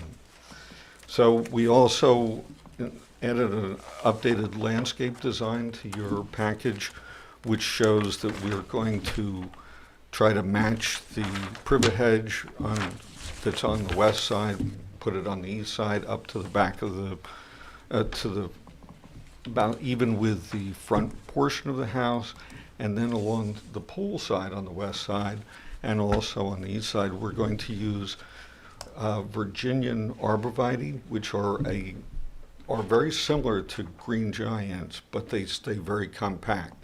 They grow to a height of about 12 to 15 feet. They stay narrow, and that way, again, we don't create that walled-in look, but we get a little privacy on the first floor and privacy from the neighbors. And then across the back, we addressed the issue that Jeff brought up at the last meeting. We are going to put green giants back there. We discussed it with him as well to try to get some more privacy from the neighbors. They can grow a little bit taller and a little bit larger. So that portion is the front issue, which is what you talked about. I want to make a couple of notes about our original concept with this house. I grew up around the corner on Halsey Street, as some of you may know. And this neighborhood is very important to me, the Malone, this house. I knew the family from my whole life. And so it's important to me to make sure that what we design and put here is consistent with the historical look of the village. And actually, I think what we're doing is replacing a house that really wasn't actually, what the village represented. And what we tried to do was we made it so that it was narrower than required. The main house section of the house is only 30 feet wide as you look at it with the, so that our setbacks average on the west side about 25 feet and on the east side about 15 feet. So our average setbacks are about 40 feet where it's required to have 30 feet. So we tried to make it so it wasn't overwhelming on the lot. Some of the existing house is 50 feet wide. We're only at 30 feet wide. So we tried to reduce the impact of the width. And some of the other neighboring houses have the 15-foot minimum setback on each side. So we try to reduce it, make it so that it wasn't very, it fit the lot proportionally. Now, if you go to page 5, we addressed the main things that you were really concerned about, which was the bay window, which we got rid of, and we replaced it with 2 windows, double windows, that match the other windows in the house. In addition, we changed the sliding glass doors, which were open glass, and we put divided lights in them, and we reduced it from 16 feet down to 12 feet. So we've made a 25% reduction in the sliding glass door size, and we also changed the gable end of the porch and got rid of the trusses and made it match the rest of the house. We also got rid of where the outdoor fireplace was. That was originally encased in white siding as well. We turned that into a brick to match the existing the fireplace on the main house. And as you notice, it's not full height because it's a gas fireplace. Oh, I was gonna say, wait a minute. So- Squatty little fireplace. Yeah, So- are you allowed to do that? Okay, great. So we don't really need the height, but it's there so that it looks like a regular chimney. So I think those are the main things that you were looking for. I think we've tried to address everything that. Thank you. Board members? Well, you definitely listened. It's much, much more appealing than original. I'm looking at the landscape plan, and it just says low flowering shrubs. Like, what are you gonna put in the front of the house? I think that's It might be something important. like a skip laurel. I guess my son could probably speak to that. He's in the audience, but we have a full palette here of different things to choose from, but probably something in the Yeah. nature of a skip laurel, something that's evergreen that Yeah. would Well, that would keep be it fine, soft. but it just says low flowering Right. shrubs on the, and you really want green giants in the back to be like, Yeah, because we were asked to do it, we'd like. Sorry, This is my Bill- son. I'm Bill Wentz. So the landscaping plan, the way we had devised it, had it in theory was privet hedge on each side, east and west, northeast and northwest, to match each other and kind of keep the classic village feel. Across the front, we had looked at low shrunk flowering shrubs. We had thought about reblooming azaleas was one idea, something that stays evergreen, stays about 2 to 3, maybe up to 4 feet tall, just enough to keep the car out of view, but not enclose the property and close off the view of the house. The Virginian arborvitaes on the southwest and northwest side were intended to keep it about the height of the first floor, just about to the first floor windows. Across the back, we had specific requests for a little more privacy for the back rear neighbors. The idea with the green giant arborvitaes was not necessarily to let them grow to their maximum potential, but keep them roughly around 20 feet tall, maybe just enough to keep people with that privacy that they are looking for across the back. That was a specific request we were trying to react to. Our original intent had actually been the Virginian arborvitaes across the back, and we'd be amenable to that as well, but we were just trying to be receptive to the neighbors. I'm also just trying to encourage indigenous plantings. So I know arborvitae is not indigenous, and either is the azalea, but. So, like I said, there was just one of the things we've looked Yeah. at. It was just a notation of an idea. Daria was actually our landscaping designer. We had just started this process. We have a 28-page plant palette list, including plenty of indigenous plantings and stuff like that. The balance we were trying to find for the backyard was something that's evergreen, deer resistant, and provides enough privacy for both the neighbors. People don't want to be looking across in their backyards at each other. That was something specifically that was one of the only issues that was ever brought to us by a neighbor. And to bring your point, to address your point, we do like to use indigenous plants. In addition, we try to create a layered look with the idea that some of it's going to be privacy screening, that there aren't many options for us to work with that will satisfy neighbors as well as give privacy for the owners. And but then we tried to layer it in with some additional plantings. We're actually doing that at our own houses. So the idea was also for a 4-season landscaping. I need you to be near the microphone. Sorry. You can stand The at the idea was, podium if that's easier. yeah, that's actually a lot easier. It's probably more comfortable. The idea was for a 4-season landscaping plan, something that has interest throughout the year. We live here year round, and it's tough when you drive by the houses and they are sticks and brown sticks and some dead grass and nothing else. The hydrangeas are great in the summer. They don't do anything for you in the winter.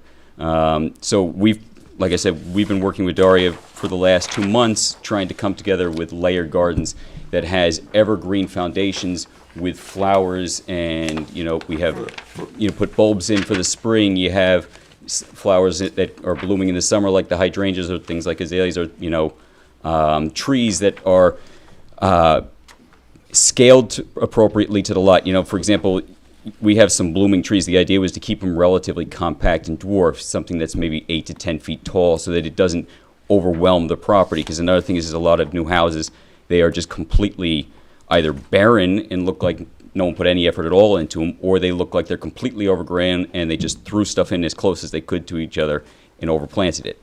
So the idea was to try and find that right balance with. Yeah.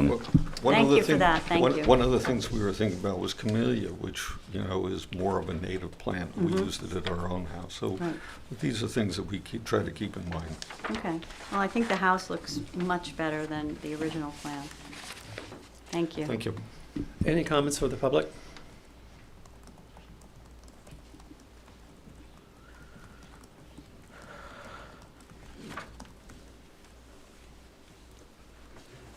Guess not. Thanks. I'm guessing Jeff's coming in. Oh, really? Is someone coming in? Oh. Hello? Yeah, hi there, it's Jeff Brooklyn. Can you hear me? Yes, we can hear you, Jeff. I don't know if you can see me though, can you? We cannot, but I see your name. Okay, well, let me see if there's a video. Hold on. Let me get the light on. Pretty dark in there. Oh, there you are. There I am. Yeah, so anyway, I'm Jeff Broadway at 166 Halsey Street, one of the notified neighbors. And yes, to your comments, I appreciate the work John has done, and reflecting or building on what Claire had brought up, Jane had brought up, is the intentions are great, the renderings are great. What's lacking is a specific plan enumerating the planting so that there's no confusion at some later date. Recognizing that there's been a delay because of weather and so on, it's up to the board whether they want to hold this off until the plantings and landscaping is specified is your call. But I would like to see that as part of the approved file so that there are no questions or issues later on.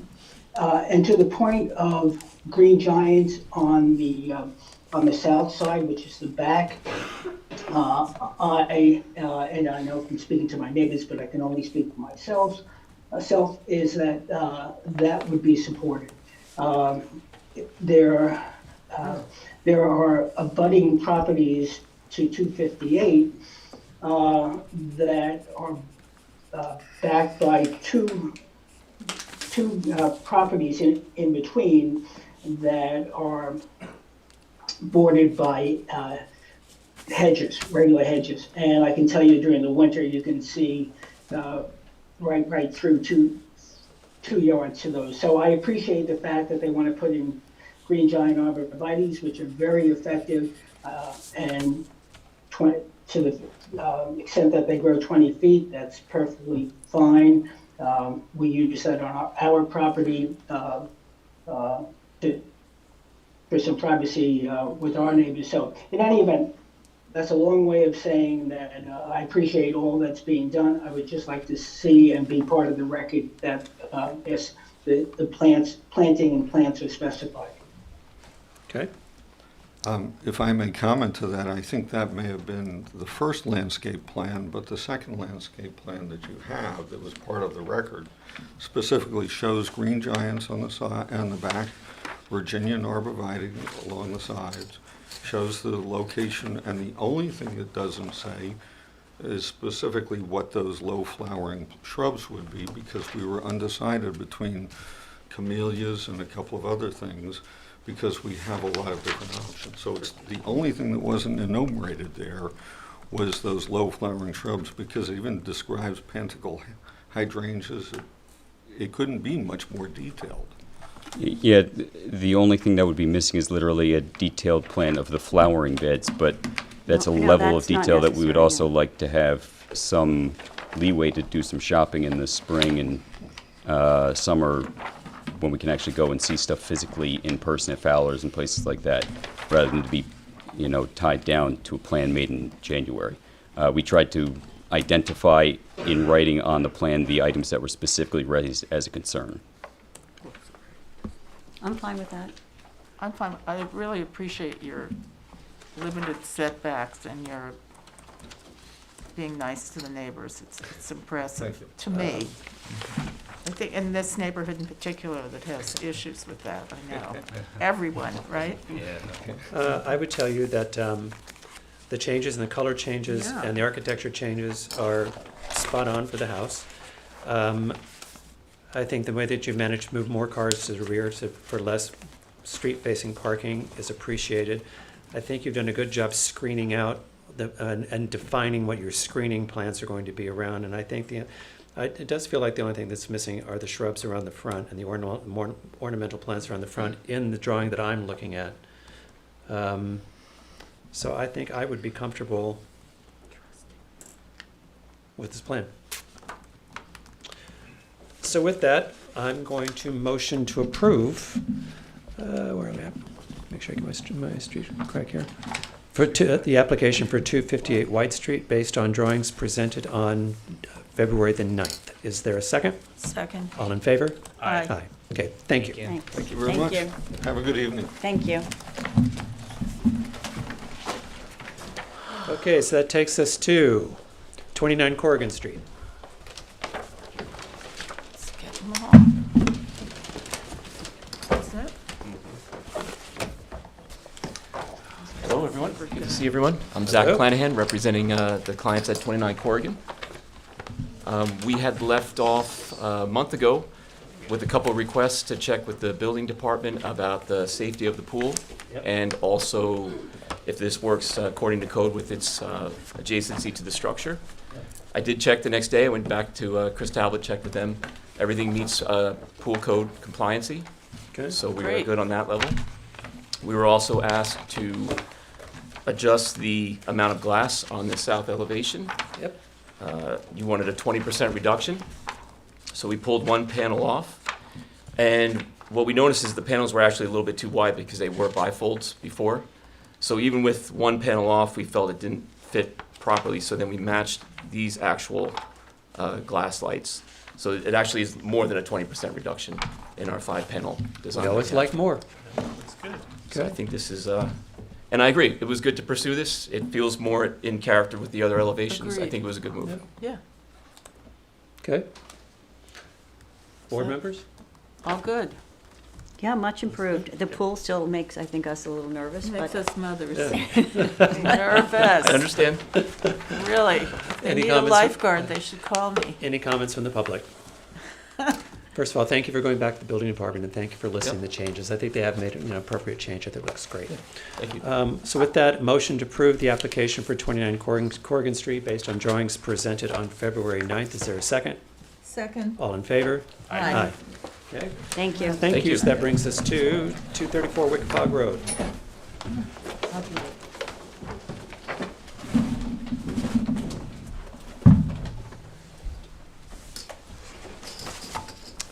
Good evening.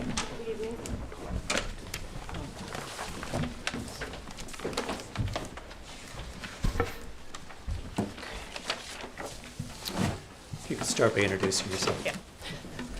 Lori Fontana, McDonough Conway Architects. Okay. Okay, I don't know if you can, I'm backwards or forwards on, okay. So as per the last meeting on February 12th and the comments, the board was not happy with the double columns. We've since removed them. Additionally, the railings were too decorative, so we went back to standard railings. The white house is now a cedar house left natural. We also removed the corbels in the gambrel ends. And that was the majority of the comments. I do believe the client is on the phone, Okay. on Zoom. Okay. Justine? And you have the shutters. Okay. Anything else? Board members? It's an improvement. What's that, always like a big bay window that's stuck out there? That's been previously approved. What, previously approved? Yes. Okay. I think it simplifies and makes the house look much better, much calmer, and presents much better to the street. It's much more harmonious to the neighborhood. I would agree with that. Yeah, I think it's much. Okay, any comments from the public? Okay, with Can I that ask then? the shutter question Yes, of again? course. Yeah, that was previously approved. That was existing shutters. We just continued the theme. But did they change the windows? That was the windows we've actually, from the originally approved, we've reduced windows. So there were change? larger windows originally with Yes. those shutters? Yes. There was 3 across the top on each side, on each of the side gambrels, and there are now only 2. I have, Well, what was the date? When was that? I did not present that, Yeah. so I don't. Okay. It's just the proportion is what's strange.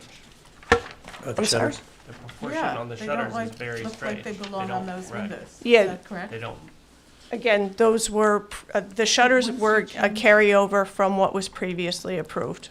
How does that work? but the windows changed. But the windows got smaller.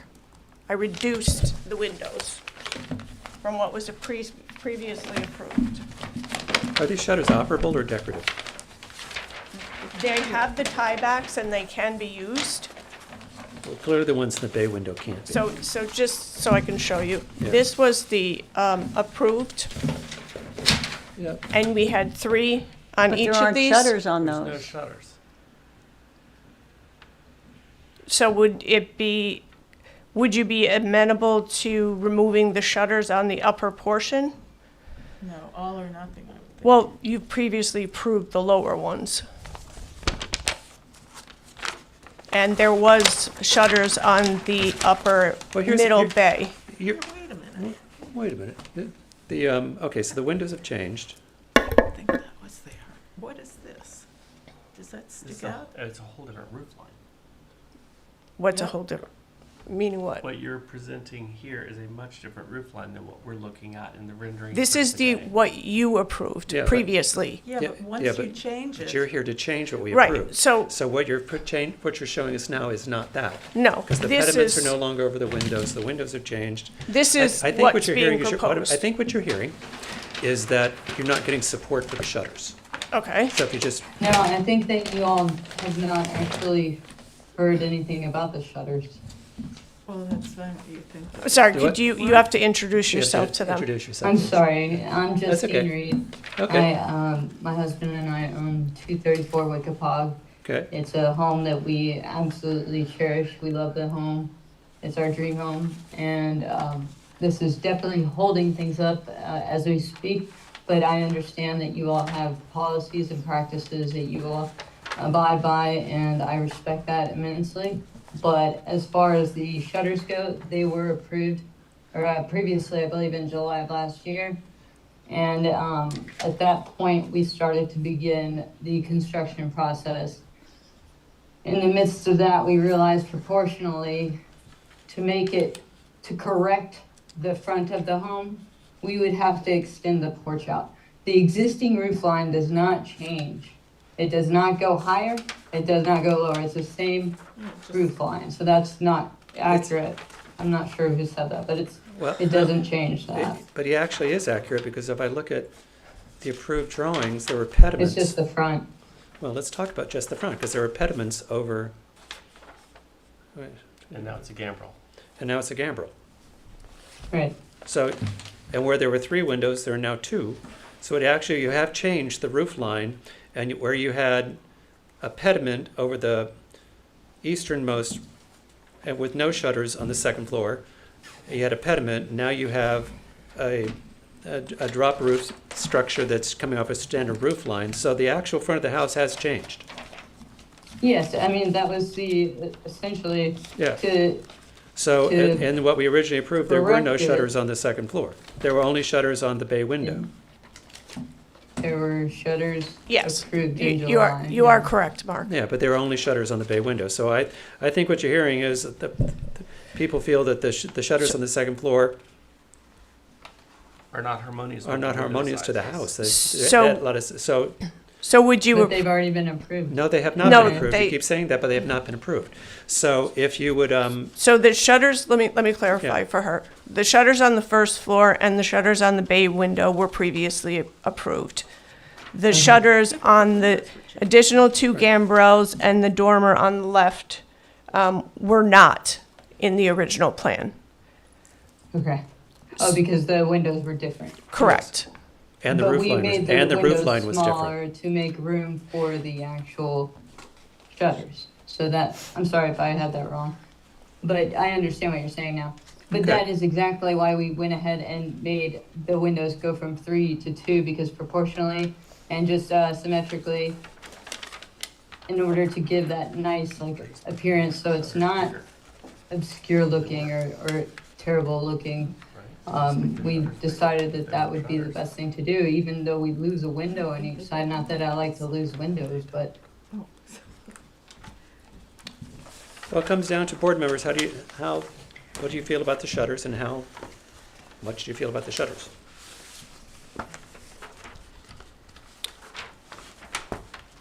I don't think they, I think they detract.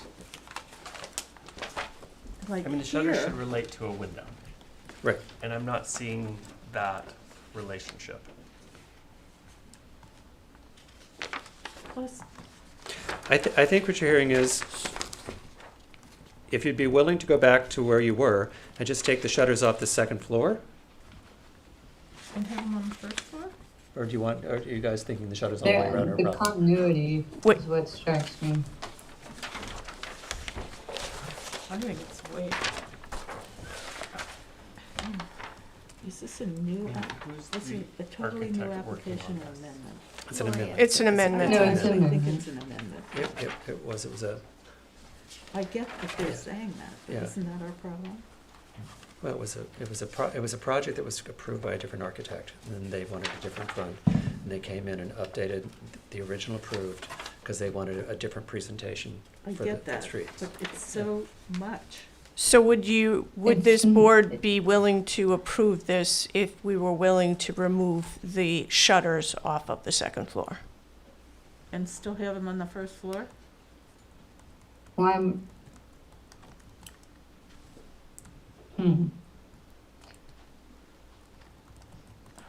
I don't know how that would look. Honestly, since I don't think the shutters actually cover the windows, I'm not sure it makes a difference, do they? No, they are operable Well, shutters. Right, They but are what operable what shutters? Mark's stating is that if you close them, they don't cover Right. the whole window. Oh, Yeah, they don't. Right. So the ones on the right and Yeah, left. yeah, I so guess, therefore were- they're not operable, they're decorative.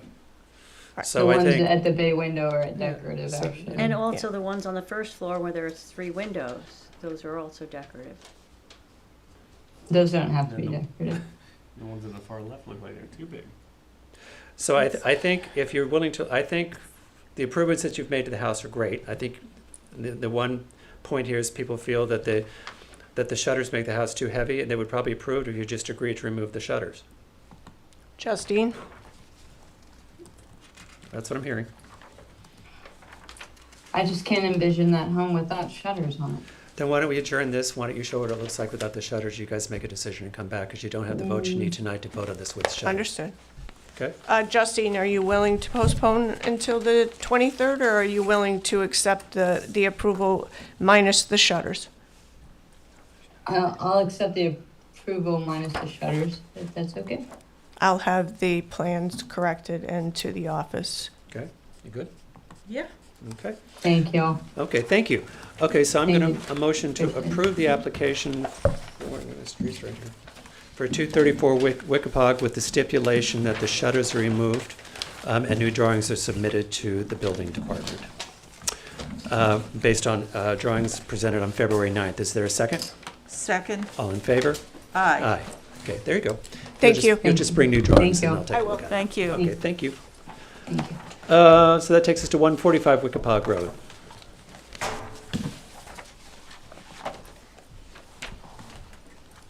Is that coming in from I don't know where?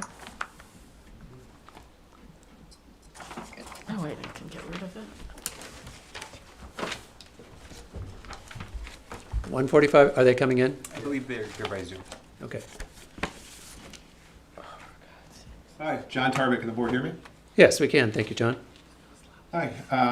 This is John Tarbett for the applicant, Sherry and John Reese, who are on the line as well, as is the architect and the landscape architect. At some point shortly, the architect will take over and walk you through the plans. We're here. Sorry? Sorry. No. We were here about a month ago, and then, of course, 2 weeks ago, the meeting got canceled. A month ago, we presented to you the barn, and there's an active permit that was approved by the board right now, so the barn is undergoing some restoration, but we had wanted to make some more changes to it, as well as a deck off the back of the house. At the last meeting, 2 things the board wanted to consider before making a decision. One was that the barn had a previous, what's her name, Sally?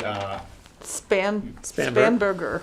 Right. The previous owners had been before the board, and you had her on your behalf prepare a report on the barn, and that is in the file, and hope you've now had a chance to look at that, as well as the board had wanted to go out and look at the relationship to the deck off the back of the house with a neighbor's house. And if you've had a chance to do that, then you probably noticed that there's heavy landscaping between the 2 properties, as well as, I guess I should let probably the architect walk you through the plans. Now, if we could start with the barn, if that's okay?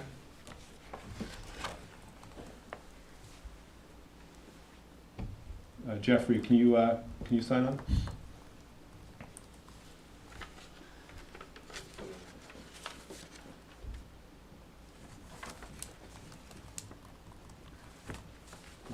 Can the board hear me? Yeah, it just Yes. takes a little while.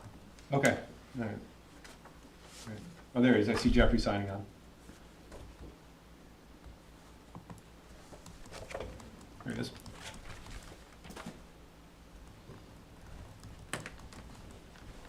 Okay. Hi. Does the board hear me now? Yes. We do. Okay, good. I'm Jeffrey Fine from Fine Architects, architect for John and Sherry Reese, owners of 145 Wickapog.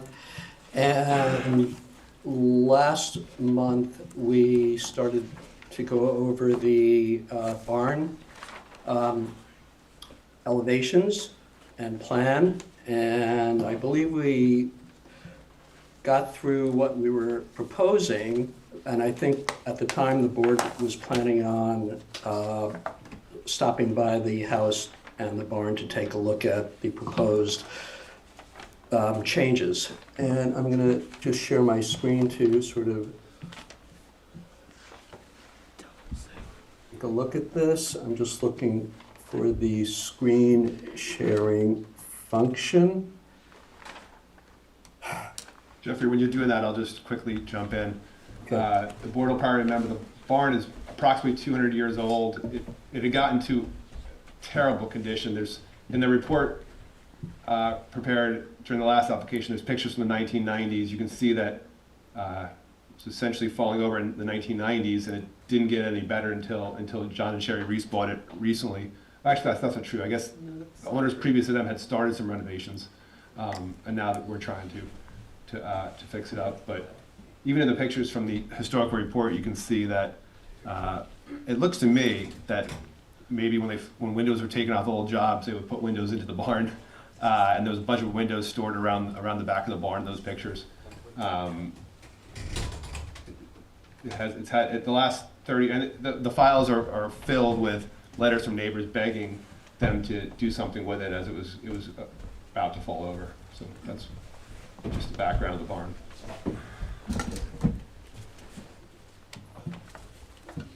I'm sorry, but where is the screen share function on this? It should be right in the middle, a green arrow up, and next to raise hand. I don't,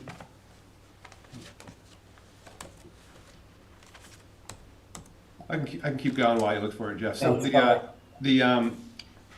the basic change to the barn is that there's two windows in the existing barn on the right-hand side. We want to mimic those on the left-hand side. And then we wanted to do some doors on the side of the barn. Oh, looks like you got it, Jeff. yeah, Okay, great. okay. So,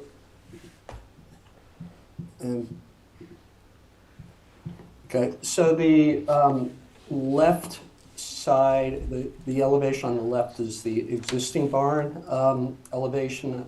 On the south elevation facing the house, we are proposing to add 2 windows to the left side of the barn door to match the windows that are currently on the right side, which were previously approved. On the east elevation, we're proposing to replace one 2/2 window with basically 3 French door panels. The image of this panel was in the historic report in an adaptive reuse photograph that was part of that report. The west side of the barn, we're not proposing any changes, and let me just scroll up. And then turning the corner to the north side of the barn, again, we're proposing to replace one 2/2 double hung window with the 3 panels. So this corner of the barn, the northeast corner of the barn, basically opens out to the landscape area that's going to be an apple orchard.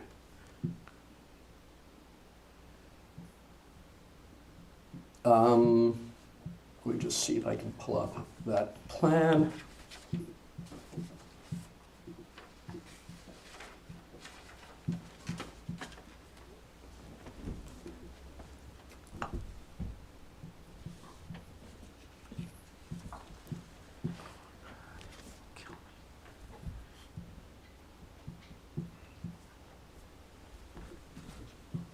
Okay.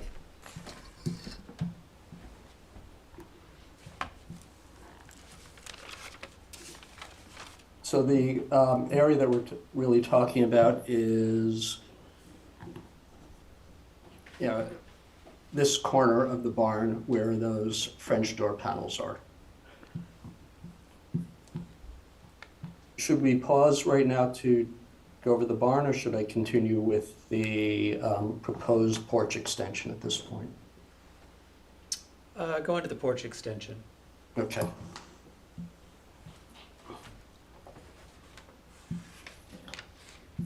Okay, I'm going to jump over to some existing images.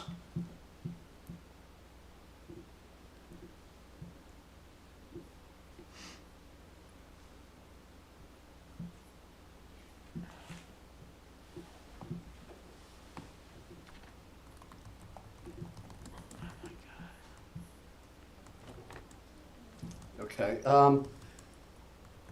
The existing porch is seen in this photograph, and it's sort of located asymmetrically on the rear facade, sort of basically shifted over to the left. Here's another close-up. There is currently a cellar level courtyard that we are proposing to cover up and plant over it. And what we're planning to do is extend the existing porch, and I'm going to look at a couple of different facades. This is the east facade, showing the existing porch. Then the expanded porch on the east facade. It's currently about 8.5 feet deep, and we're proposing to expand it to approximately 17 feet. The west facade is sort of a similar view, just the other side of the building, and again, the same expansion. And then the front or the rear facade of the house, but the front-on view of the porch shows the sort of asymmetrically located porch with respect to the rear elevation. And this is the proposed elevation of that facade. You know, the detailing is all with it, using the same materials and the same details as the existing porch, with respect to both the railing, the columns, and the trim on the side of the house. Jeff, can you show the proposed? Yeah, this is the proposed here. I don't think we're looking at the same thing. I'm looking at the existing. I think you're showing the existing. This is the existing. Oh, wait a minute. No, I think there's a lag in the image Oh, that we're sorry, seeing sorry, is yeah. what's in front of you. Yeah, I'm sorry, I'm talking about it. Yeah, let me switch over to a different drawing. This is A201. I'm sorry about that.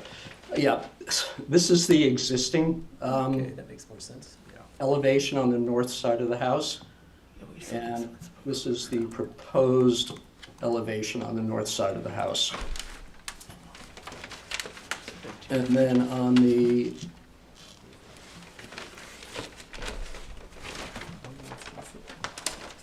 east side of the house, this is the existing porch, and this is the proposed porch expansion. And then on the west side of the house, the existing porch and the proposed porch.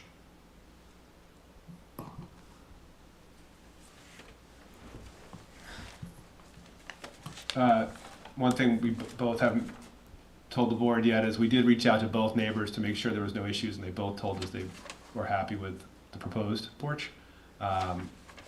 It's been our position that maybe that basement courtyard was not the most attractive feature in the house, and filling it in and making it look like this is an improvement. We hope the board agrees with that.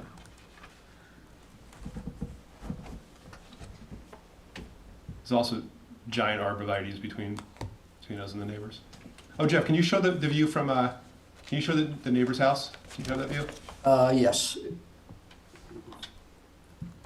From the inside of our house?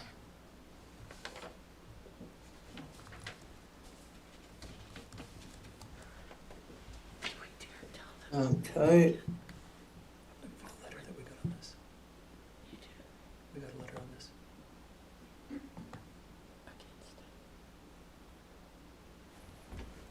Here we go. So, That's 2 acres. the neighbors had a very similar porch for quite a while. That's the view out of the master bedroom, Jeff? Yes, the master Out of bedroom. our master bedroom, that's the view of their porch, which is pretty similar. The barn in that picture was built, I think you probably remember that barn coming before the board. I think that barn was built in the last Yeah. 3 or 4 years. Alex, But- do you have a copy of the letter that we got? Let me see if I can pull it up. Did you email it to us? We got a letter from the original owner of that house about the barn. Oh, yeah, I have it. The long thing, It was about the the barn. history. Yeah, About the barn on this property? yeah. Yeah, Yeah, there's quite a good history of that barn, dating back to the late 1700s probably. It was moved to the property in Yep. the 1900, turn of the century, 1900 and something. about the grants from the Just, state. unfortunately, it become Military barns. really in bad condition. Is it still in bad condition? Because it was rebuilt, because we spent months looking at that barn. Oh, I'm sorry, we talking about the property, the barn on this property or the Yeah, no, neighbor? I'm talking about the barn on this property, because we spent Oh, a on lot this of time. property, yeah, no, it's. We spent a lot of time working with on the that. other people. But it Yeah. was still, the work was done on it as part of the last construction process, it was only a few years ago, so. Yeah, no, it's, Jeffrey, how far, we haven't gotten much further than the pictures, right? It's. The framing has been reinforced inside the house. The the concrete floor has been poured, and Some rough plumbing has been installed at this point. Certainly not gonna fall over. And there's also a new roof. Yeah, it's shingle it's in that's- considerably better shape than it was when we walked it 4 years ago. Yeah. Yeah, for Yeah. sure. All right. Wait a minute. There was a letter that came in that gave us actually the long history. That barn, I- it's one of the oldest existing remaining barns in Southampton. And it was moved at the turn of the century because it was part of a bigger property, and we spent a lot of time preserving that barn. So, you know, as far as the house goes, that's one issue, but the barn itself, I don't know that I'm comfortable, you know, working with the historic openings of it to the point that it's almost landmark worthy because it's one of the few remaining structures left in the village of its time and history.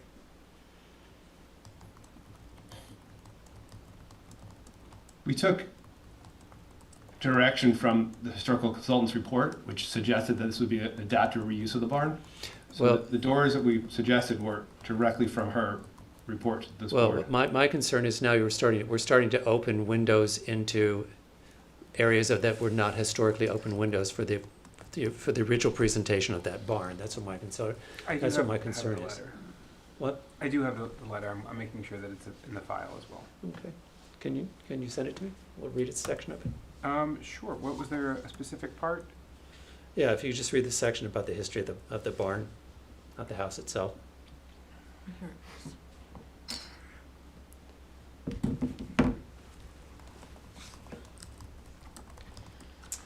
It says that the letter writer's grandfather purchased the barn from Thomas Hildreth, who owned the farm across the street. Thomas Hildreth sold the barn to my grandfather because he was leaving farming. He built and owned the original Sagaponic General Store, as well as being a Southampton town supervisor during his life.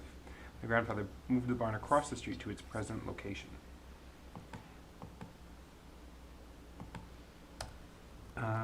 And then it goes on to say that the barn is extremely old because the shingles that were still on the east side of the barn and other factors all matched the Halsey House on South Main Street, and indicated that the barn may be as old as the Halsey House, or at least built around that time. Right. So the barn's obviously been around for over 200 years, and I think you want to encourage people to care for them and improve them and maintain them for another 200 years. We did that. Well, that's what we did 4 years ago to get it rebuilt to where it is now. That was the intention when that work was done Well, by I mean, this it still board. needs a significant amount of money to bring it up to, if it's going to be, I mean, it's not going to be, unfortunately, it's not going to be a potato barn anymore, right? So it has to, that's the whole Secretary of the Interior, adaptive, reuse. There has to be some, I mean, if you go online, there's hundreds of pictures of barns that have been redone according to the Secretary of the Interior guidelines that have doors in them like this. I think there has to be some acknowledgement that it's no longer a potato barn, right? It has to have some use for modern life to encourage the owners to spend the significant amount of money that are needed to redo these and maintain them for hundreds of years. Well, let me ask you, let me open up to the other board members because they may feel differently than I do.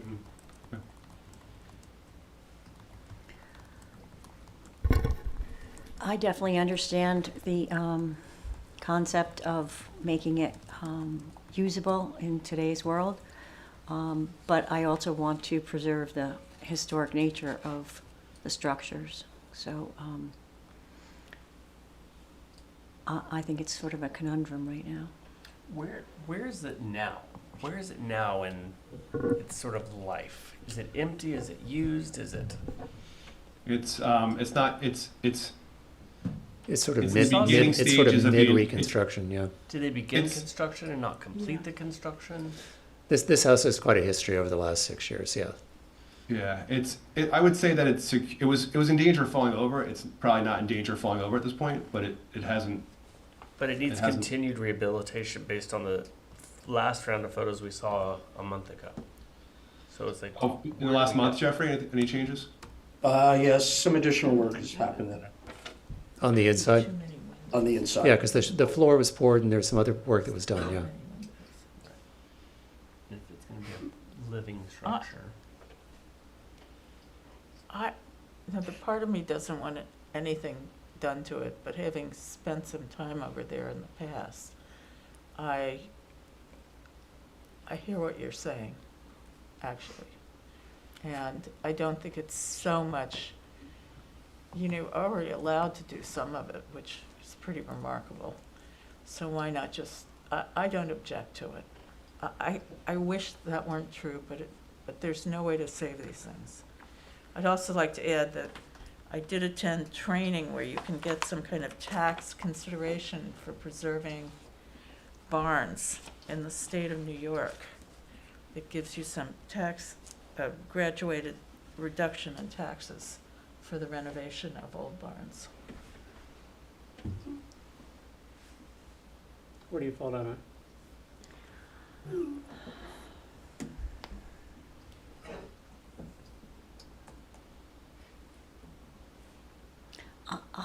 I'm unsure. I'm curious what their hopes are in using the barn. That's a good question. We should probably. No. I know it's not about that, but No, I think it's fair. Discuss Yeah. use. I think it's fair, right? Because, again, you don't want the barn to sit empty, and you also want to encourage people to maintain these things. Jeffrey, that's supposed to be an office, right? Yeah, but we also don't want to obliterate its visual identity as a barn, so, yeah. Right. Let me switch to the floor plan. Can I be heard? We can't look at that. Can people hear me? We hear you, John. How do you do? My name is John Reese. My wife Sherry's on the line also. I think you all know this property has a long history, owned by people who created a lot of issues for the neighbors around them. We've come in here and done everything we can to be good neighbors and good citizens of the community, and do plan to put a reasonable amount of money, quite a reasonable amount of money, into the barn. We actually really love the barn, but we need to have it useful a little bit. We're making very, very few changes from our perspective. Maybe not from your perspective. We're not experts in this.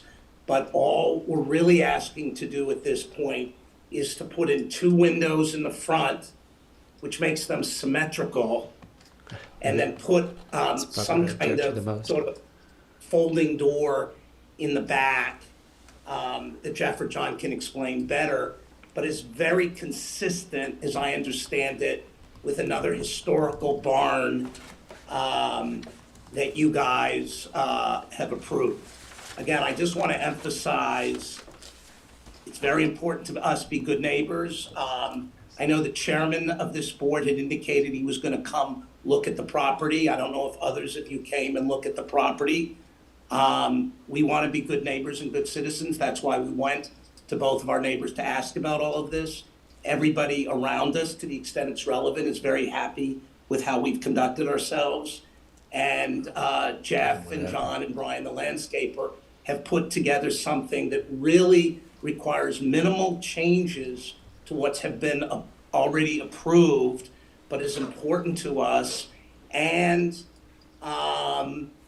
puts the barn in a position where I think other people can explain better than I, really maintains in large part the historical nature and look of the barn. So I would hope you can see your way to approving this in part, so we don't have to come back again also. We've tried our best here. Thank you very much. And we appreciate it, thank you. Thanks, John. I believe you're the owner, correct? Yes, sir, I am, and my wife's on the line also. Okay, thank you. Are there 2 architects? I mean, I feel like the amount of work that has already happened on the interior of this structure. It was literally blowing over when they rescued Right. it, yeah. And like the fact that it's going to have some rehabilitation and live on, and they're always going to say it's a 400-year-old barn, right? Because it is in its essence. I don't know. All right. It's tricky. Yeah. Where are you coming out on this? I think it needs to keep living. I guess I don't really understand the door because rendering is so small. I don't quite understand the door. I'm fine with the window in the front. I understand you need light in there, but I don't completely understand the door. Well, what we're trying to do is open up that corner of the barn so that it opens up to the corner of the property, which is where the new apple orchard. That's where the apple orchard's going. And to And are I they- understand you want to put light in there somewhere. Yeah, they're not sliding glass doors, they're No, it's a folding. folding doors, okay. So they fold into the open position, which we'd like to utilize as much as possible so we can bring the outside into the space and the inside out to the space. I get that. I think the thing I probably object to the most is actually the street facing front of it, because you're contemporizing it by making it harmonious, because it's the balance at the front is what the barn doesn't currently have, and when you add the matching windows on the other side, suddenly it contemporizes it and takes out the design quirks of what were in the barn. I guess that's what I'm reacting to. And often old windows from other buildings would be popped into these barns. Yeah, but they wouldn't be were identical. mismatched and- Yeah. Well, actually, I mean, we'll be reusing this window, which came side. But it's actually just the it's actually the symmetry, I think. It's actually the symmetry of the front facing of it that actually takes away from the fact that it was a barn, because the barn would not have been symmetrical. No, I understand that point. There does need to be some light let into the barn. Is there a different, would it be better if the windows were not symmetrical? It would to me. To me, it would identify more as a barn if that were true. Probably reasonable, right? I mean, because like if you look at the other facades, there's nothing symmetrical about this thing all the way around except for suddenly the front. I do think a lot of those windows popped in the 60s and 70s. Well, some of the windows actually were where the hay bale was originally. Yeah. Some of the windows had put in where the hay bale was in the 60s had been replaced, if I remember correctly, because there was also a bunch of hardware under there where there was a hay lift that went into the side of it at one point. In Sally's report on page 5, you can see all these, there's like stacks of windows. They must have taken off old jobs. Yeah. That's from the 1990s. Oh, there was so much stacked in that barn that was unrecognizable. All right, way forward. Any comments from the public? Do I count as the public? Just kidding. Sorry. I think you're the public, but you're the biased public. This has a sense of humor. All right. What if they put a different window in there, Mark, not a matching match? If we could just figure out how to make the front face of the facade of this 200-year-old last existing barn not look like it was contemporized to be a residential structure, I could probably be a little happier. Could we put in a pair of 2x2 windows next to each other? You know, it's a tough thing, right? Because I mean, I guess we'll take the board suggestion, whatever you think. Is it really true that historically barns didn't have symmetry?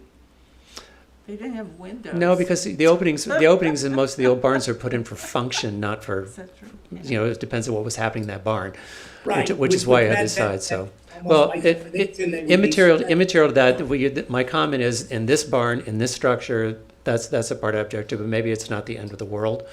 But we are the Board of Historic Preservation. So that's where I'm sort of coming from. But I think I'm probably alone here. I just think it's. I get the adaptive reuse, and I think the adaptive reuse is important. I get that, and we've come 50% of the way, by the fact that it's just not fallen down, which is where we were before. First time I looked at it, there's 3 feet of snow in it. In it, yeah. All right. Well, any other comments about the other portions of the house? You guys comfortable with that, with the balconies, with the other portions of it? Mm-hmm. All right. So there's no comments from the public. So I'm going to motion then, let's see where we go. I'm going to a motion to approve the application for 145 Wickapog Road based on drawings presented on February 9th. Do I have a second? Second.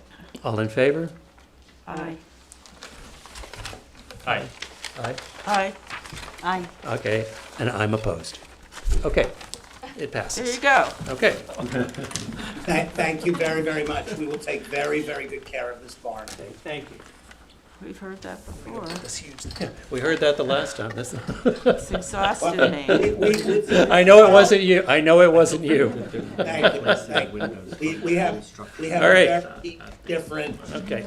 Yep. Okay, we're moving on. Thank you. Thank you. The night's not young and neither am I. Let's see. That takes us to new matters. First one is 283 Cooper's Neck Lane. Do you have the affidavits and are they in order? Yes and yes. Hi, John Bennett for the applicant and Sal Cicerelli, architect. So Sal's going to take you through the plans, but I thought what would be extremely helpful, if you have it right there, oh good, you have it in large form. We submitted this as an amendment on January 9th. What you have here is, I think it's really helpful. The top is the existing house. The middle is a previous ARB approval. This is for, by the way, this is for the Mortimers. Residents. How previous? Just And curious. the bottom is the I don't have proposed, I have which I think is superior. Let me just ask, John, the previous ARB approval was when?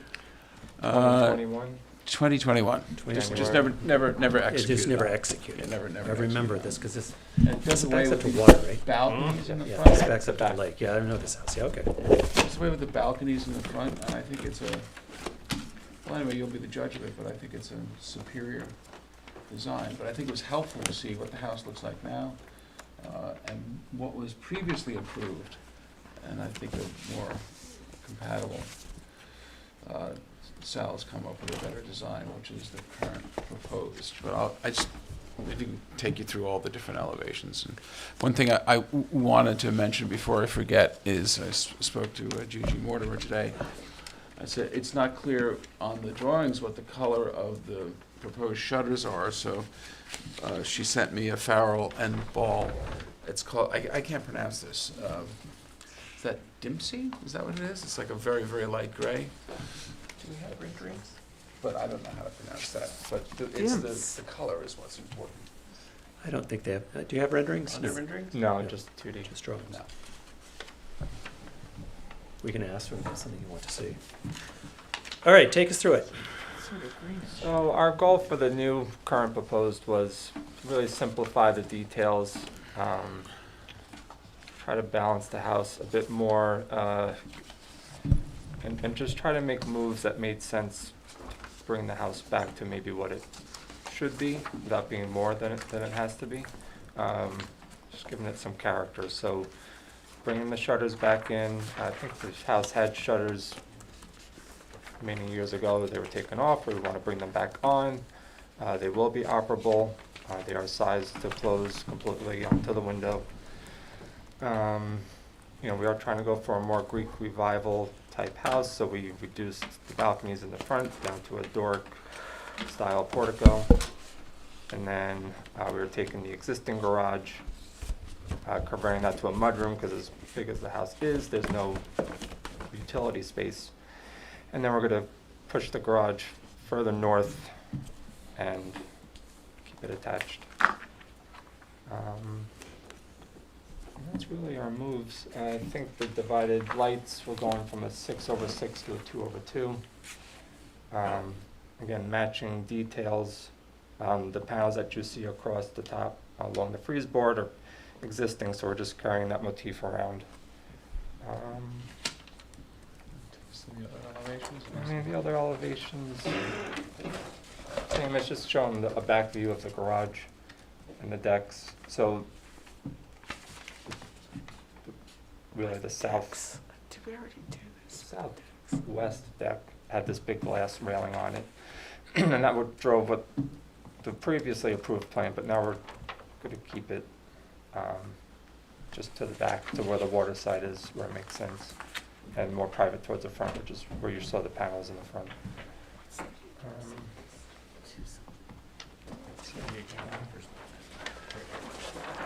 And then this is the north view that overlooks the field to the north, which they also own that property. And you can see it's just a hip style roof for the garage and the main volume, two-story volume of the house. Do you have actual photographs of the existing? I believe so. Are they? Here. It's a plain Jane. It is a plain Jane. It's much less elaborate than the prior approval, we think. Board members, what are your thoughts?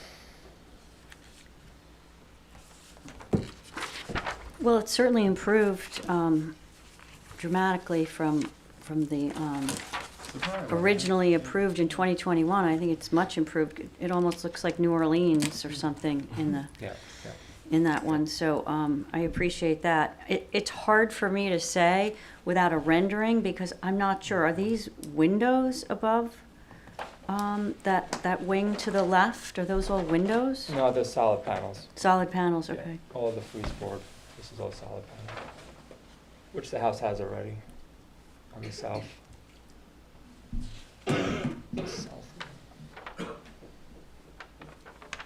Gwen?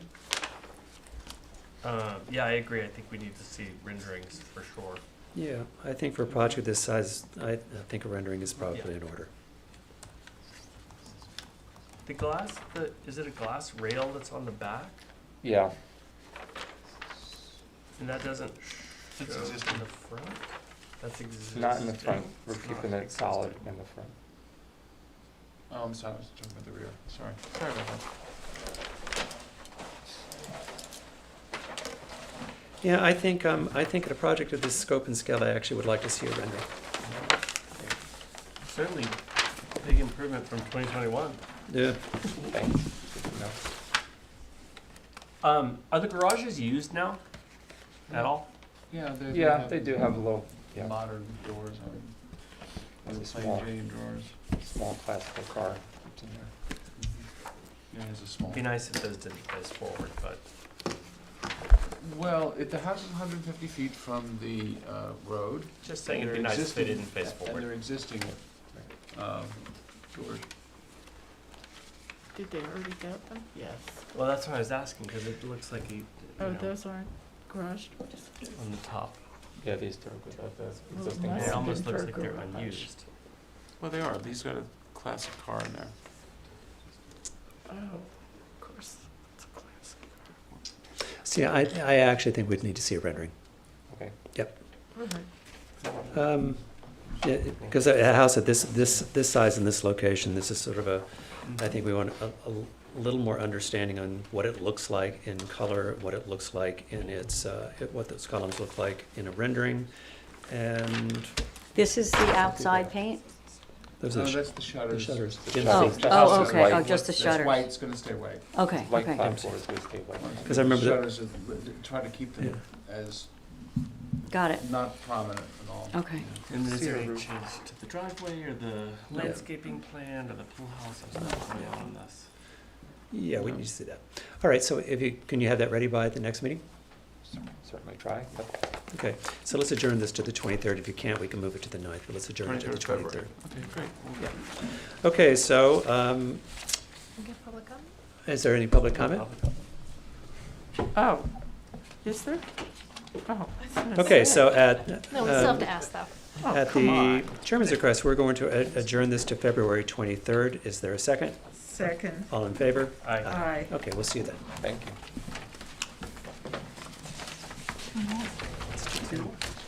Okay, so that brings us up to 107 Dale Street. We have the affidavits and they're in order. Oh, I keep forgetting to ask. I was so good No, last you meeting. were I doing was so good. good last meeting. Hi, I'm Clay Miller, the architect and applicant for 107 Dale Street, Okay. on behalf of Olivia Lyons and Dave Emmers. Okay.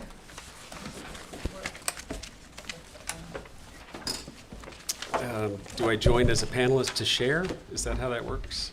Yes. Are you wanting to join? No, do this, or I you- need to? I don't need to, right? Unless, I'm the That's owner. up to you all. Only if you're gonna speak.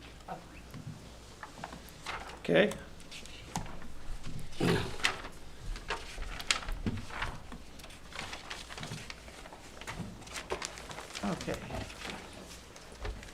that up? All right, yes, go ahead. Okay.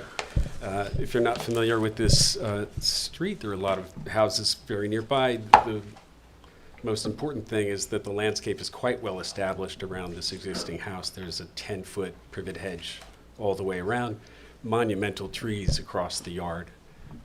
We're keeping the existing pool here, keeping the existing garage, and building a new 3,500 square foot, 2-story house. Okay. Storage and laundry in the basement. We don't need to know We only that. need to look at the Right exterior. past.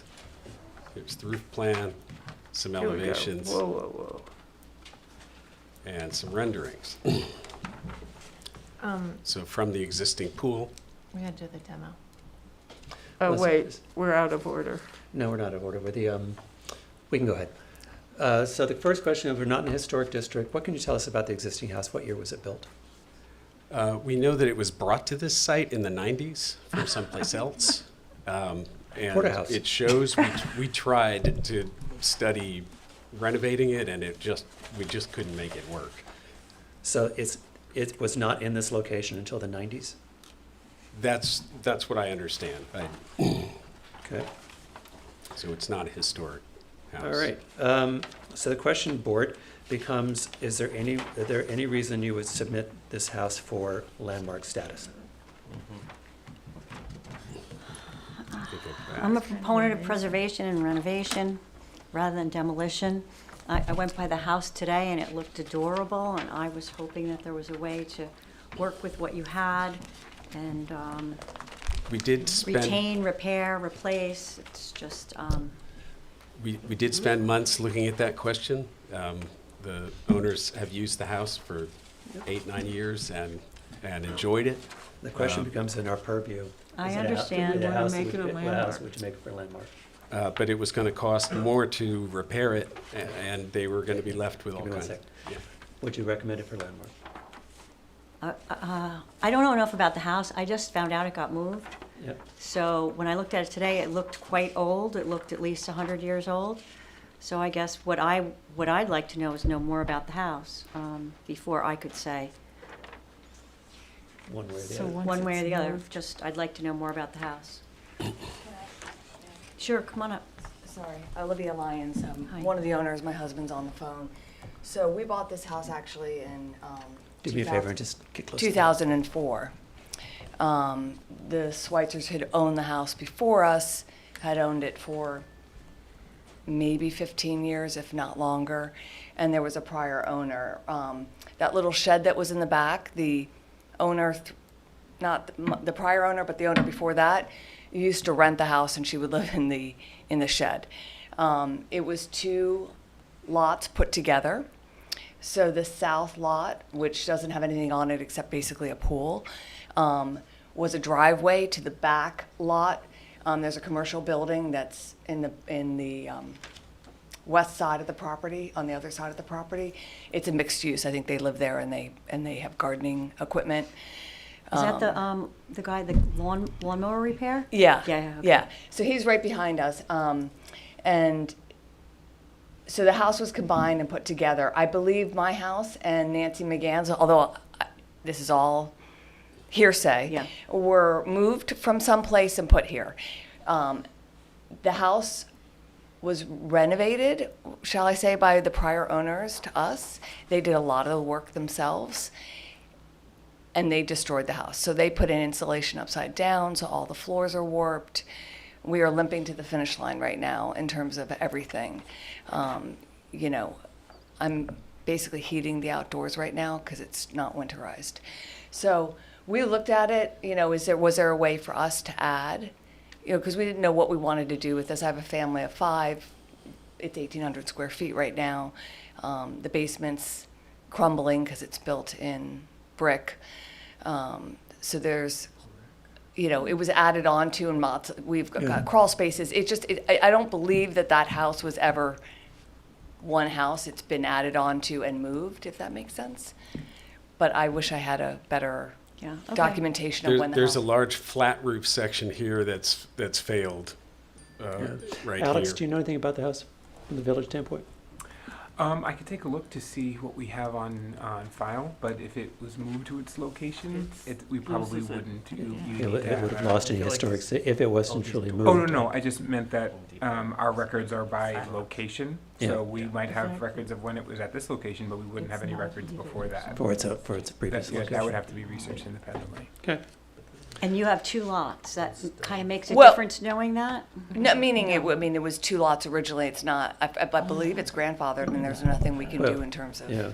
If you look at it, it sort of looks like, is when you look at your neighbors on the left and the right, Well, it the looks lots are like- half the size, yeah. They put some other Yeah. houses, it's not even one house. It was like Yeah, put it together looks like from it's like put together with Jamarama. Oh, no, yes. Especially the roof part, it's pretty amusing. I mean, listen, it's a very sweet house. When we've loved Yeah. it. You know, the people who lived there prior to us love trees. We have some amazing trees. We do have to take down our Japanese maple. We've tried to help When it, when I but it's drove got by, that it's hard to- it's got that disease. You had so to it's like, concentrate to see the house, yeah. yeah. So. So Okay, I can go along with not landmarking. Thank you for Okay. giving a little history about it. Yes, thank you. I'm going to motion that the Architecture Review Board will not pursue landmark status for 107 Dale Street. Is there a second? Second. All in favor? Aye. Aye. Although I'm sad when we lose houses, but, okay. I Now mean, let's can go we to- throw it up, like, can we just say somebody could have it if you move the house? That's how I got here. Pieces of Okay, it? let's go through the new house. So again, here's the site plan, the existing curb cut, the existing garage, the existing pool, and the new house. guessing you're leaving that garage. Yes. Yes.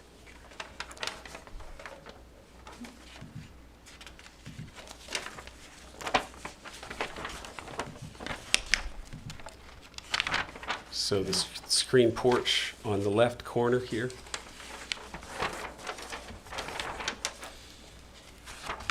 The color of the house is gray, Yes. white trim, okay. What's the roof? Synthetic shingle. Oh, And the downspouts are copper? They are. All the gutters and the downspouts. Okay. So here's the entrance from that existing cut in the privet. What that feels like in back at the road.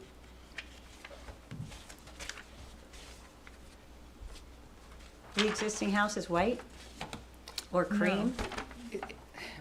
It's a dirty white right now, but Okay. yes, it's white with some gray. The privet that we have around the house was there since we bought it, so I think it's been there for a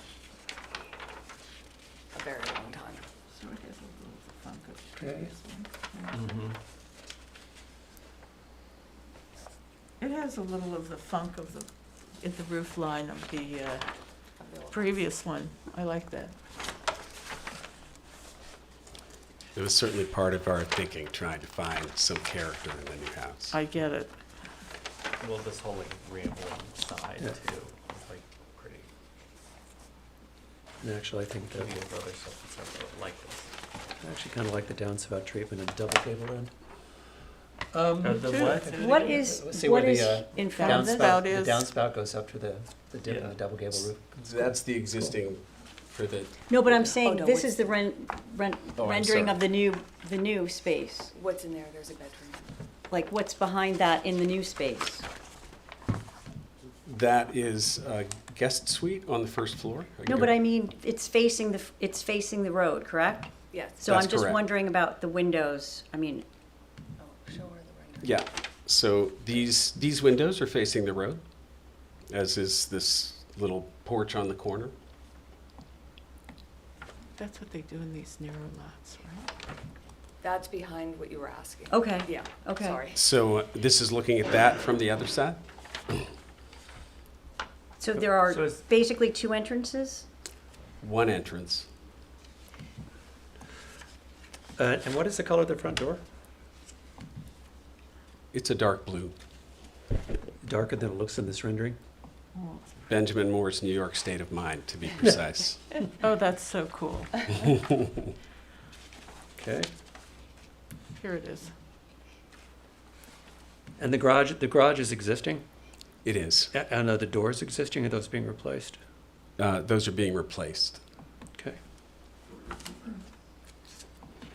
Those are the replacements. Board members. yeah.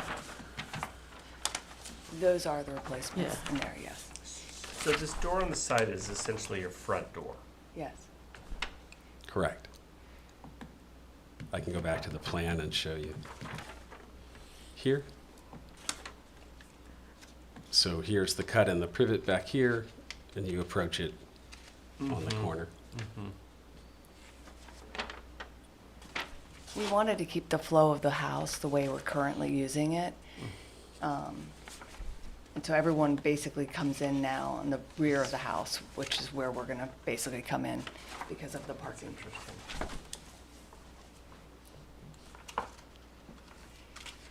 I would mention that my father owned the house across the street at 108 Dale, which was recently sold because we lost my mom last March. So he is moving in with us, which is part of the reason for the renovation, is that we're having him join us in this house. So his guest suite is downstairs in the front. We were trying to give him the maximum amount of space so that he was able to come and go, perhaps, without us watching him. Yeah. Well, that's very sweet. Susan, any other comments? No, I like it. The only comment I have is your new garage doors Yeah. are a little barn-like compared to the house. I feel like I don't think the doors are harmonious to the house itself. I think a bit different doors on that on that garage structure would be better for the house. Okay. I disagree. Okay. I kind of like that it's not quite the same, considering the number of gray houses with white trim and small lots in this area. I sort of like that it looks different, a little The different. crisscrosses? Maybe older, you know, it's not, I get it. Yeah. But I just think it diversifies what goes on down there on Dale Street, or around there. Sorry, I like gray and white, don't get me wrong, but But it's the It's- crisscross. it's a it's the fad. criss- I it's like the crisscross design crisscross. that's the marking of it. I mean, I think it's cute. It's rambling and Uh-huh. it feels like it Yeah. belongs there. I think it's Yeah, my only I'm okay with it. hesitation is the roof. Wish it was shingle. Okay, You they hate all the disagree roof? with me, okay. All right, any comments of the public? I know.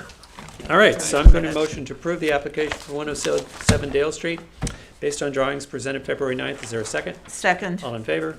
Aye. aye. There you go. Thank you, everybody. Thank you. It's cute, good Good luck luck. with it. Okay, good luck. Next up is 166 Pulaski. This is it. This is the killer. We have the affidavits in there in order. I can't, oh my God.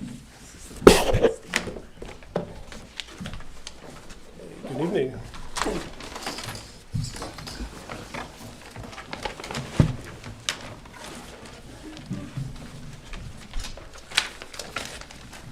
Okay, Demo. go ahead. Okay, Charles Kuhn, architect, representing the applicant, Kim and Gardino. So the project we have at 166 Pulaski, there is an existing house on the property. It's a one-story ranch-style, two-bedroom house, about 1,500 square feet, a little less. It was built in 1994, that's what I'm being told, by the applicant. Don't believe there's any historical significance to the house, so we would certainly request the house be demolished. Board members, anything about this house that you recommend for landmarking? No, I wish, Thank you. No, I like Okay. a nice ranch, though, I feel Yeah. bad. Looks older than the 90s. It was doesn't it? 90s. Does it look older than Yeah, it that? was Well- Yeah. All right, so motion, It looks like 50s with that one. motion that the Architecture Review Board will not seek landmarking on, let me address this tonight, on 166 Pulaski Street. Is there a second? Second, All in favor? Aye. Aye. Okay, Okay, so the proposal is to demo the house, build a new two-story, approximately 2,850 square foot a contemporary house. Materials, we are proposing natural cedar on the exterior, black windows, and a black standing seam roof. How many of these meetings have you watched? I'm sorry? How many of these meetings have you watched? None. Couple. Okay, because I would tell you, we have never approved a metal roof. And we have never approved we've been not approving black windows for the last 4 years. So I it's just- understand. that's surprising. This house, and this is why I brought it, number 84 David White's Lane, is basically, it's right around the block from this house. It's not in the village of Southampton. Oh, it's, really? I don't think so. It's The on one at the White- end of the street? Immaterial to Okay. the fact that we're All not right. gonna Okay. approve the metal roof, I'm just. Okay, well, in There's one on- anticipation, because I sort of questioned that myself, Good. I brought a second proposal, which is a cedar roof. Well, now we're talking, but Okay, so we haven't seen it, is our did- problem. I tried to be prepared for An emergency? version 2. So So where's basically, this- version 2, this is a, basically same design house. Only difference would be the roof. It would be a natural cedar roof, wood shingle roof. We don't do black windows anymore either. They really are strident.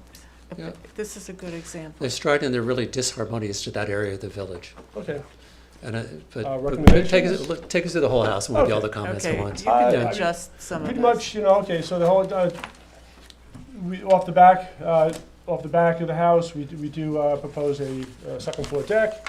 There are 2 bedrooms that will come onto that deck, so there are sliding doors at the back of the house. The bottom, family room, kitchen. So again, sliding doors and kitchen window over the kitchen area. This picture here is the proposed pool house with the pool in between. Okay, board members. So, the decks in these tight lots On Pulaski. on Pulaski, Yeah. Your neighbor it's is not right there. user-friendly to the neighborhood. Did you see any of those over there? I don't know. So I wouldn't be, Comfortable with that. no, look at it's right at the, you can look into the Okay, yeah. neighbors. It just, I'm going to take it from the top of my thoughts. I think it looks like 20 other houses in the village, so it doesn't look unique. I think the roof, first of all, the metal roof's just gone, but the roof over the porch is too heavy. You've got a clear front door, see-through front door, instead of a solid front door with side lights, which is not typical to what we'd see and wrong. I think the black windows are far too heavy. The balcony, I'd have to understand the balcony sightlines to neighbors because these are small lots, and the glass doors on the garage. I'm assuming those are glass doors? So when you light up the garage, it lights up those doors? No, yes, okay, we're proposing, yes, those are glass. Yeah, frosted that's glass. another thing in these small lots, that kind of potential for light pollution going sideways into the neighbors, something we would not probably be in favor of. I'd add And it window lacks- moldings front and back.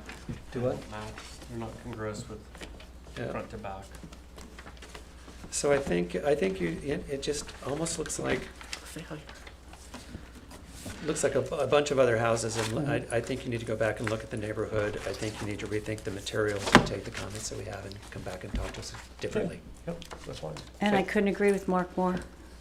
Okay. Are there any comments of the public? Okay, can you be ready by the 23rd?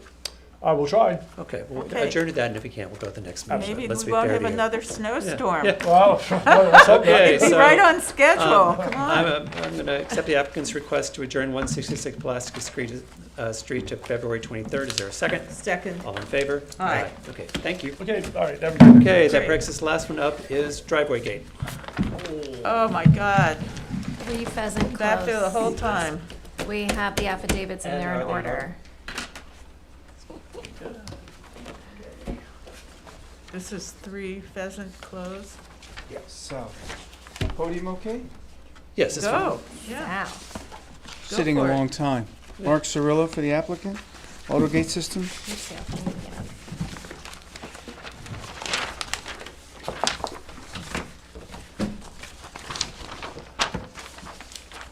Okay, do you have your drawings? And put them on the table for us there so people can see them.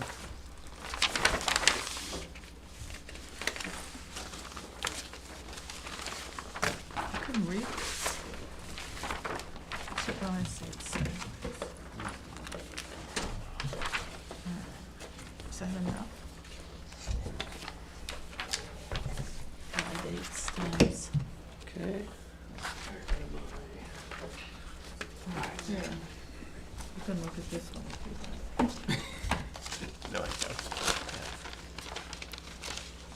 Okay, if you take us through the gate. So the owner has, it's an existing property, existing house. There's existing brick columns that are actually gonna come down and move. The gates, we're gonna go back, we're gonna set the gates back farther from the edge of the road than his present columns are now. Gates are natural, western red cedar, sanded finish, no paint, no stain.